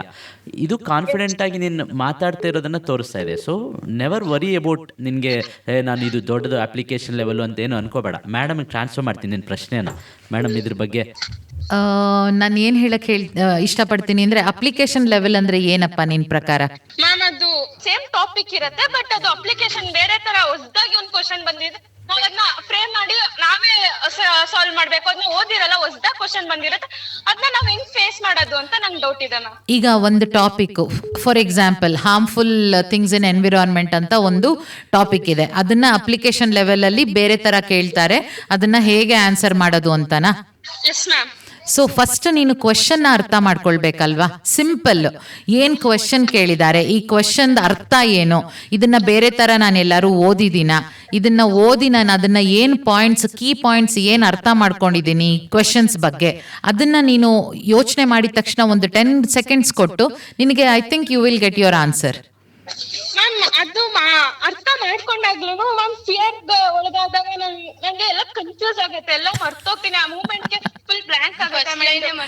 ನಾನು ಅಷ್ಟೊತ್ತಿಂದ ಹೇಳಿರೋದು ಅದೇನೆ, ಆ ಥರ ಬ್ಲ್ಯಾಂಕ್ ಆದಾಗ ಒಂದು 5 seconds ಕಣ್ಮುಚ್ಚಿ ಕೂತು ಈ ಪಾಠ ನಾನು ಓದಿದ್ದೀನಿ, ಈ ಪಾಠ ನಮ್ಮ ಮೇಷ್ಟ್ರು ಮಾಡಿದ್ದಾರೆ, ಈ ಪಾಠದಲ್ಲಿ ಇದಿದು ಕೀ ಪಾಯಿಂಟ್ಸ್ ಇತ್ತು ಅಂತ 5 seconds ನೀನು ಯೋಚನೆ ಮಾಡಿದ್ರೆ ಆ ಮೈಂಡ್ ಕಾಮ್ ಆಗುತ್ತೆ, ಆ ಟೆನ್ಷನ್ ಕಡಿಮೆ ಆಗುತ್ತೆ, ನೀನೇನು ಆಂಗ್ಸೈಟಿ ಅಂತ ಇದೆಯೋ ಅದು ಕಡಿಮೆ ಆಗುತ್ತೆ. ಅದಾಗಿದ ತಕ್ಷಣ ಎಲ್ಲ ರಿಕಾಲ್ ಆಗುತ್ತೆ. ಅದನ್ನ ನೀನು ದೊಡ್ಡ ಪ್ರಾಬ್ಲಮ್ ಅಂತ ನೋಡಬಾರ್ದು. Okay, this have studied, let me think about it for 2 seconds, 5 seconds, 10 seconds ಅಂತ ಕಾಮಾಗಿ ತಕೊಂಡ್ರೆ ಖಂಡಿತ ಬರುತ್ತೆ, ರಿಕಾಲ್ ಆಗತ್ತೆ. ಅಪ್ಲಿಕೇಶನ್ ಮಾಡ್ಬೇಕಾದ್ರೆ ಟೈಮ್ ಮ್ಯಾನೇಜ್ಮೆಂಟ್, ಅದ್ ಕನ್ಫ್ಯೂಷನ್ ಟೈಮ್ ಮ್ಯಾನೇಜ್ಮೆಂಟ್ ಮಾಡಕ್ಕಾಗಲ್ಲ ಮ್ಯಾಮ್, ಅದ್ ಹೆಂಗ್ ಸಾಲ್ವ್ ಮಾಡೋದು? ಯಾನಿಕಾ, 3-4 ಗಂಟೆ ನಿನಗೆ ಟೈಮ್ ಕೊಟ್ಟಿರ್ತಾರಲ್ವಾ, ಅದರಲ್ಲಿ ಕ್ವಶನ್ ಪೇಪರ್ ಸೆಟ್ಟರ್ಸು ಇದನ್ನೂ ಕೂಡ ಯೋಚನೆ ಮಾಡಿರ್ತಾರೆ. ಅಪ್ಲಿಕೇಶನ್ ಲೆವೆಲ್ ಕ್ವಶನ್ ಕೊಟ್ಟಾಗ ಮಗು ಗಾಬರಿ ಆಗುತ್ತೆ, ಅವ್ರಿಗೆ ಸ್ವಲ್ಪ ಜಾಸ್ತಿ ಟೈಮ್ ಕೊಡೋಣ ಅಂತ. ಅದರಲ್ಲೂ ಕರ್ನಾಟಕ ಸರ್ಕಾರದಲ್ಲಿ 1/4 ಗಂಟೆ, 4-5 ವರ್ಷದ ಹಿಂದೆ 1/4 ಗಂಟೆ ಜಾಸ್ತಿ ಕೊಟ್ಟರು. ರೀಸನ್ ಏನು ಅಂತಂದರೆ ಮಕ್ಕಳಿಗೆ ಆ ಟೈಮಲ್ಲಿ ಆಂಗ್ಸೈಟಿ ಬರಬಾರ್ದು ಅನ್ನೋ ಕಾರಣಕ್ಕೆ. So you will have enough time. Madam 5 seconds ಅಂತ ಹೇಳಿದ್ರು, ನಾನು ಮ್ಯಾಥಮೆಟಿಕ್ಸ್ ಟೀಚರ್ ಆಗಿ 5 ನಿಮಿಷ ಕೂತ್ಕೋ, ನಥಿಂಗ್ ವಿಲ್ ಹ್ಯಾಪನ್. ಆಂಗ್ಸೈಟಿ ಆಗ್ತಿದೆ ಅಂತಂದರೆ 5 ನಿಮಿಷ ಸುಮ್ಮನೆ ಕೂತ್ಕೋ, ಕಾಮ್ ಆಗುತ್ತೆ mind. Then you start writing. First ನಿನ್ಗೆ ಯಾವ್ದು ಗೊತ್ತಿದೆ ಅದನ್ನು ಬರೀತಾ ಇದ್ದರೆ ಕಾನ್ಫಿಡೆನ್ಸ್ ಬಂದ್ಬಿಡುತ್ತೆ, ಬ್ರೈನ್ಗೆ ಒಂದು ಸಿಗ್ನಲ್ ಹೋಗುತ್ತೆ, ಐ ಆಮ್ ಗುಡ್ ಅಂತ. When you feel that you are good, you will always see more better than what you are actually are. ಹಾಗಾಗಿ ಎಕ್ಸಾಮ್ ಸೆಂಟ್ರಲ್ಲಿ ಎಕ್ಸಾಮಲ್ಲಿ ನಿನ್ನನ್ನು ನೀನು ಮೇಂಟೈನ್ ಮಾಡ್ಕೊಳ್ಳೋದು ಕೂಡ ಒಂದು ಸ್ಕಿಲ್ಲು. ಫಸ್ಟ್ ಎಲ್ಲ ಗೊತ್ತಿರೋದು ಬರೀ ಬ್ರೈನಿಗೆ ಸಿಗ್ನಲ್ ಹೋಗುತ್ತೆ, ಐ ಆಮ್ ಗುಡ್ ಅಂತ ಆದಮೇಲೆ ಅದು ಇನ್ನೂ ಕಷ್ಟವಾಗಿರೋ ಕ್ವಶನನ್ನು ಆನ್ಸರ್ ಮಾಡೋದಕ್ಕೆ ಏಬಲ್ ಆಗುತ್ತೆ ಅದು. ಸೊ ಡೋಂಟ್ ವರಿ ಅಬೌಟ್ ಅದ್ರ ಬಗ್ಗೆ ತುಂಬ ಯೋಚನೆ ಮಾಡೋಕ್ಕೆ ಹೋಗ್ಬೇಡ. You are going to answer all questions I know. Okay, okay, all the best, all the best. ಈಗ ಮೇಡಮ್, ನಮ್ಮ ಕರೆಗಳನ್ನು ನಿಲ್ಲಿಸಿ, ಸುಮಾರು ಕರೆಗಳು ಬರ್ತಾ ಇದೆ, ನನಗೆ ಇನ್ನೂ 109 ಕರೆಗಳು ತೋರಿಸ್ತಾ ಇದೆ ಇಲ್ಲಿ. ನಾನೀಗ ಕರೆಗಳನ್ನು ನಿಲ್ಲಿಸಿ ಸಾಮಾನ್ಯವಾಗಿ ಒಂದಷ್ಟು ಪ್ರಶ್ನೆಗಳನ್ನು, ಮಕ್ಕಳ ಯಾರು ಇಲ್ಲಿಂದ ಆಚೆ ಹೋಗಬೇಡಿ, ಇನ್ನೊಂದು 2-3 ನಿಮಿಷ ಈ ಕಾರ್ಯಕ್ರಮವನ್ನು ಮುಂದುವರ್ಸೋಣ. ಒಂದಷ್ಟು ಪ್ರಶ್ನೆಗಳಿದೆ ಮೇಡಮ್ ಅವ್ರಿಗೆ. ಶಿಕ್ಷಕರಾಗಿ, ಪೋಷಕರಾಗಿ ನಾವು ಕೇಳಬೇಕಾಗಿರುವಂತಹ ಪ್ರಶ್ನೆಗಳು, ಮಕ್ಕಳು ನಿದ್ರೆ ಮತ್ತು ಆಹಾರ, ಎಸ್ಪೆಷಲಿ ಹೆಣ್ಮಕ್ಳು ಎಕ್ಸಾಮ್ ಹತ್ತತ್ರ ಬರ್ತಾ ಫುಡ್ ತಗೊಳ್ಳೋದು ಕಡಿಮೆ ಆಗಿಬಿಡುತ್ತೆ, ಆಂಗ್ಸೈಟಿ ತಗೋತಾರೆ. ಮನೆಯಲ್ಲಿ ವಾತಾವರಣ ಯಾವ ರೀತಿ ಇರಬೇಕು? ಫುಲ್ ಸೈಲೆಂಟ್ ಆಗಿಬಿಟ್ಟಿರ್ತಾರೆ ಎಲ್ಲರೂ, ಎಕ್ಸಾಮ್ ಇದೆ ಅಂತ. ಪೇರೆಂಟ್ಸು ಆಂಗ್ಸೈಟಿ ಕ್ರಿಯೇಟ್ ಮಾಡಿಬಿಡ್ತಾರೆ ಕೆಲವ್ರ ಮನೆಯಲ್ಲಿ ಎಲ್ಲ. ಹೌದು ಸರ್. ನಾನು ಇದುವರೆ ತನಕ ಹೇಳ್ಕೊಂಡು ಬಂದಿರೋ ಥರನೇ ನಾನೊಂದು 15-20 ವರ್ಷದಿಂದ ನೋಡಿದ್ದೀನಿ. ಆವಾಗ ಒಂದು 15 ವರ್ಷದ ಹಿಂದೆ ಬೇರೆ ಸಮಸ್ಯೆಗಳಿತ್ತು, ಇವಾಗಿರೋ ಸಮಸ್ಯೆಗಳೇ ಬೇರೆ. ಈಗ ಏನಾಗ್ತಾ ಇದೆ ಅಂದರೆ, ಒಂದು ರೂಮು ಅಥವಾ ಒಂದು ಜಾಗದಲ್ಲಿ ಮಕ್ಕಳು ಕೂತ್ಕೊಂಡು ಓದುವಾಗ ತಂದೆ ತಾಯಿಗಳು ಟಿವಿ ಕೇಬಲ್ ತೆಗೆದುಬಿಟ್ಟಿದ್ದೀವಿ, ನಾವೇನು ಮಾತಾಡ್ತಾ ಇಲ್ಲ ಅಂತಾರೆ. ಬಟ್ ಆ ತಂದೆ ತಾಯಿಗಳು ಏನು ಮಾಡ್ತಾರೆ, ಯೂಟ್ಯೂಬ್ ನೋಡ್ತಾ ಇರ್ತಾರೆ, ಇಲ್ಲ ಅವ್ರ ಅಕ್ಕ ತಂಗಿರ ಜೊತೆ ಮಾತಾಡೋದು, ಅಕ್ಕಪಕ್ಕದ ಮನೆಯವ್ರ ಜೊತೆ ಮಾತಾಡೋದು, ಆ ಥರ ಎಲ್ಲ ಮಾಡ್ತಾ ಇರ್ತಾರೆ. ದಯವಿಟ್ಟು ಅದು ಏನೂ ಮಾಡಬೇಡಿ. ಮಕ್ಕಳ ಜೊತೆ ನೀವು ಪಕ್ಕದಲ್ಲಿ ಕೂತ್ಕೊಳ್ಳಿ. ಮಕ್ಕಳು ಓದ್ತಾ ಇರುವಾಗ ಮಕ್ಕಳಿಗೆ ಜೋರಾಗಿ ಓದು ಅಂತ ಹೇಳಿ. ಮಕ್ಕಳುಗಳು ಓದಲ್ಲ, ಅಯ್ಯೋ ಬೇಜಾರು, ನನಗೆ ಬರುತ್ತೆ, ನಾನು ಮನಸ್ಸಲ್ಲಿ ಓದ್ಕೋತೀನಿ, ನಂಗೆ ಓದಿದ್ರೇ ಉಪಯೋಗ ಆಗುತ್ತೆ ಅಂತ ಹೇಳ್ತಾರೆ. ಆದಷ್ಟು ಈಗ ಒಂದು ಸಬ್ಜೆಕ್ಟು ಅವರು ಮನಸ್ಸಲ್ಲಿ ಓದ್ಕೋತಾರೆ ಅಂದರೆ ಒಂದು ಸಬ್ಜೆಕ್ಟ್ನ ಜೋರಾಗಿ ಓದು ಅಂತ ಪಕ್ಕದಲ್ಲಿ ನೀವು ಕೂತ್ಕೊಂಡಾಗ ಮಕ್ಕಳು ಜೋರಾಗಿ ಓದಾಗ 2 ಅಡ್ವಾಂಟೇಜು. ಒಂದು, ಅವರು ಓದ್ತಾ ಇರ್ತಾರೆ, ಇನ್ನೊಂದು ಅವ್ರು ಏನು ಓದ್ತಾ ಇದ್ದಾರೆ ಅದನ್ನು ಕೇಳಿಸ್ಕೊತಾ ಇರ್ತಾರೆ. ಯಾವುದೋ ಒಂದು ತಪ್ಪು ಓದಿದ ತಕ್ಷಣ ಬ್ರೈನ್ ಅವ್ರನ್ನ ಅಲರ್ಟ್ ಮಾಡುತ್ತೆ, ತಪ್ಪು ಓದಿದ್ಯಾ ನೀನು, ಅದನ್ನು ಸರಿ ಮಾಡ್ಕೊ ಅಂತ. That is very important. ನೀವು ಹೀಗೆ ಕಾನ್ಸ್ಟೆಂಟಾಗಿ ಅವ್ರ ಜೊತೆ ಕೂತಾಗ ನಿಮಗೂ ಗಮನ ಹೋಗುತ್ತೆ.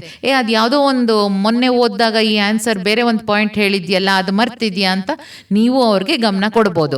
ಈ ಥರ ನೀವು ಪೂರ್ತಿ ದಿನಾನೂ ಮಾಡಬೇಕಾಗಿಲ್ಲ. ದಿನದಲ್ಲಿ ಒಂದು ಸಬ್ಜೆಕ್ಟ್ಗೆ ಒಂದು 10 ನಿಮಿಷ ಮಾಡಿ ಮಕ್ಕಳ ಜೊತೆ, ತುಂಬ ಹೆಲ್ಪ್ ಆಗುತ್ತೆ ಮಕ್ಕಳಿಗೆ. ಆಮೇಲೆ ಕೇಬಲ್ ತೆಗೆದುಬಿಟ್ಟೆ ಮಕ್ಕಳಿಗೆ ಫೋನ್ ಕೊಡ್ತಾ ಇಲ್ಲ, ಫುಲ್ ಸ್ಟ್ರಿಕ್ಟ್ ಆಗಿಬಿಟ್ಟೆ, ಏನೂ ಬೇಕಾಗಿಲ್ಲ. ಮಕ್ಕಳಿಗೆ ಖಂಡಿತವಾಗ್ಲೂ ಕೇಬಲ್ ಟಿವಿ ನೋಡಲಿ, ಫೋನ್ ನೋಡಲಿ, ಊಟ ತಿಂಡಿ ಚೆನ್ನಾಗಿ ಮಾಡಲಿ, ಚೆನ್ನಾಗಿ ನಿದ್ದೆ ಮಾಡಲಿ, ಎಲ್ಲದೂ ಇಂಪಾರ್ಟೆಂಟು. ಮಕ್ಕಳು 24 ಗಂಟೆನಲ್ಲಿ 20 ಗಂಟೆ ಓದಕ್ಕೆ ಸಾಧ್ಯನೇ ಇಲ್ಲ. ಮಕ್ಕಳ ಕೈಲಿ ಓದಕ್ಕಾಗೋದು 8ರಿಂದ 10 ಗಂಟೆ, ಅದು ವಿತ್ ಬ್ರೇಕ್ಸ್ ಇನ್ ಬಿಟ್ವೀನ್. 10 ಗಂಟೆ ಟೈಮ್ ಏನಾದ್ರು ಕಂಟಿನ್ಯೂಸ್ ಆಗಿ ಓದ್ಬಿಟ್ರೆ ಮಕ್ಕಳು ಅದು ರ್ಯಾಂಕು ಬರಲ್ಲ, ಅದಕ್ಕಿಂತ ಜಾಸ್ತಿ ಆಗೋಗುತ್ತೆ. ಸೊ ಅದೆಲ್ಲ ಆಗದೆ ಇರೋ ಕೆಲಸ. ಸೊ ಅದಕ್ಕೆ ನೀವು ಸಪೋರ್ಟ್ ಮಾಡಿ. ಮಕ್ಕಳು ಡಿಸ್ಟ್ರಾಕ್ಟ್ ಆದಾಗ ಏನು ಓದ್ದೆಪ್ಪ, ಆ ಪಾಯಿಂಟ್ಸ್ ಹೇಳು, ಇನ್ನೇನಾರು ಒಂದು 4 ಬಾದಾಮಿ ಕೊಡಿ, ಒಂದು ಹಣ್ಣು ಹೆಚ್ಚಿಕೊಡಿ, ಒಂದಷ್ಟು ಮಾತಾಡಿ, ಕಾಮಾಗಿ ಮಾತಾಡಿ. ಯಾವುದೋ ಒಂದು ಪಿಕ್ಚರ್ ಬಗ್ಗೆ ಮಾತಾಡಿ, ಯಾವುದೋ ಒಂದು ರೀಲ್ ನೀವು ನೋಡಿರ್ತೀರ ಅದ್ರ ಬಗ್ಗೆ ಮಾತಾಡಿ. ಮಕ್ಕಳಿಗೆ calmness is very important in the environment when they are studying. ಅದು ಮಾಡಿಸಿ, ಅದು ತುಂಬ ಇಂಪಾರ್ಟೆಂಟು. ಆಮೇಲೆ ಟೀಚರ್ಸು ಅಷ್ಟೇ, ಇದನ್ನೇ ಪೇರೆಂಟ್ಸ್ಗೆ ಹೇಳಿ. ಪೇರೆಂಟ್ಸ್ಗೆ ಒಂದು ಎಕ್ಸಾಮ್ನ ಎಂಡ್ ಗೋಲ್ ಅಂತ ತೋರಿಸ್ಬೇಡಿ. ಇದು ಕಲಿಕೆ. 10th ಎಕ್ಸಾಮ್ ಫೇಸ್ ಮಾಡೋದು ಫಸ್ಟ್ ಸ್ಟೆಪ್. ಆಮೇಲೆ ಬೇಕಾದಷ್ಟು ಸ್ಟೆಪ್ಸ್ ಬರುತ್ತೆ ಲೈಫಲ್ಲಿ. ಸೊ ನೀವು ಏನೇನ ಕಲಿಸಿದ್ದೀರಾ ಅದನ್ನೆಲ್ಲ ಅಳವಡಿಸ್ಕೊಳ್ತಾ ಹೋಗಿ ಅಂತ ಟೀಚರ್ಸ್ ಪೇರೆಂಟ್ಸ್ಗೆ ಹೇಳಿದಾಗ ತುಂಬ ಹೆಲ್ಪ್ ಆಗುತ್ತೆ. ಅದನ್ನು ಮಾಡಬೇಕು. ಆಮೇಲೆ ಇನ್ನೊಂದು ವೆರಿ ಇಂಪಾರ್ಟೆಂಟ್ ಪಾಯಿಂಟ್ ಹೇಳ್ತೀನಿ. ನೀವು ಟೀಚರ್ಸ್ ಎಲ್ಲ ಕೇಳ್ಕೊಳ್ತಾ ಇದ್ರೆ ದಯವಿಟ್ಟು ಪೇರೆಂಟ್ಸ್ ನಿಮ್ಗಳಿಗೆ ಸಿಕ್ಕಿದಾಗ ಒಂದು ತುಂಬ ಇಂಪಾರ್ಟೆಂಟ್ ಪಾಯಿಂಟ್ ಪೇರೆಂಟ್ಸ್ಗೆ ಹೇಳಿ. ಏನಂದರೆ ಈಗಿನ ಪೇರೆಂಟ್ಸ್ ಏನು ಮಾಡಿಬಿಟ್ಟಿದ್ದಾರೆ ಅಂದರೆ, ಎಲ್ಲರೂ ಬಂದು ನನ್ನ ಹತ್ರ ಏನು ಹೇಳ್ತಾರೆ, ನನ್ನ ಮಗನ ಫ್ರೆಂಡ್ ಥರ ನೋಡ್ತೀನಿ, ಮಗಳನ್ನ ಫ್ರೆಂಡ್ ಥರ ನೋಡ್ತೀನಿ ಅಂತಾರೆ. ಮಕ್ಕಳುಗಳಿಗೆ ಫ್ರೆಂಡ್ಸ್ ಲೈಫ್ ಲಾಂಗ್ ಸಿಗ್ತಾರೆ. ಪೇರೆಂಟ್ಸ್ ಸಿಗೋದು ನಾವಿಬ್ಬರೇ, ಒಬ್ಬ ತಂದೆ ಒಬ್ಬ ತಾಯಿ ಇಬ್ಬರೇ ಸಿಗೋದು. ಆಮೇಲೆ ಪೋಷಕರು ತುಂಬ ಜನ ಸಿಗ್ತಾರೆ, ಅಜ್ಜಿ ತಾತ ಇಬ್ಬರಿಬ್ರು ಸಿಗ್ತಾರೆ, ಅಕ್ಕ ತಂಗಿ ಕಸಿನ್ಸು ತುಂಬ ಜನ ಸಿಗ್ತಾರೆ. ತಂದೆ ತಾಯಿ ಇಬ್ಬರೇ ಸಿಗೋದು. ನಾವು ಮಕ್ಕಳಿಗೆ ಎಷ್ಟು ಕಾಮಾಗಿ ಹೇಳ್ಕೊಡ್ತೀವಿ, ನಾವು ಮಕ್ಕಳಿಗೆ ಎಷ್ಟು ಕಾಮಾಗಿರ್ತೀವಿ, ಅದೇ ಮಕ್ಕಳನ್ನ ನೋಡಿ ಕಲಿತಾರೆ. ನಾವು ಹೇಳಿ ಕಲಿಯೋದಕ್ಕಿಂತ ನೋಡಿ ಕಲಿತಾರೆ.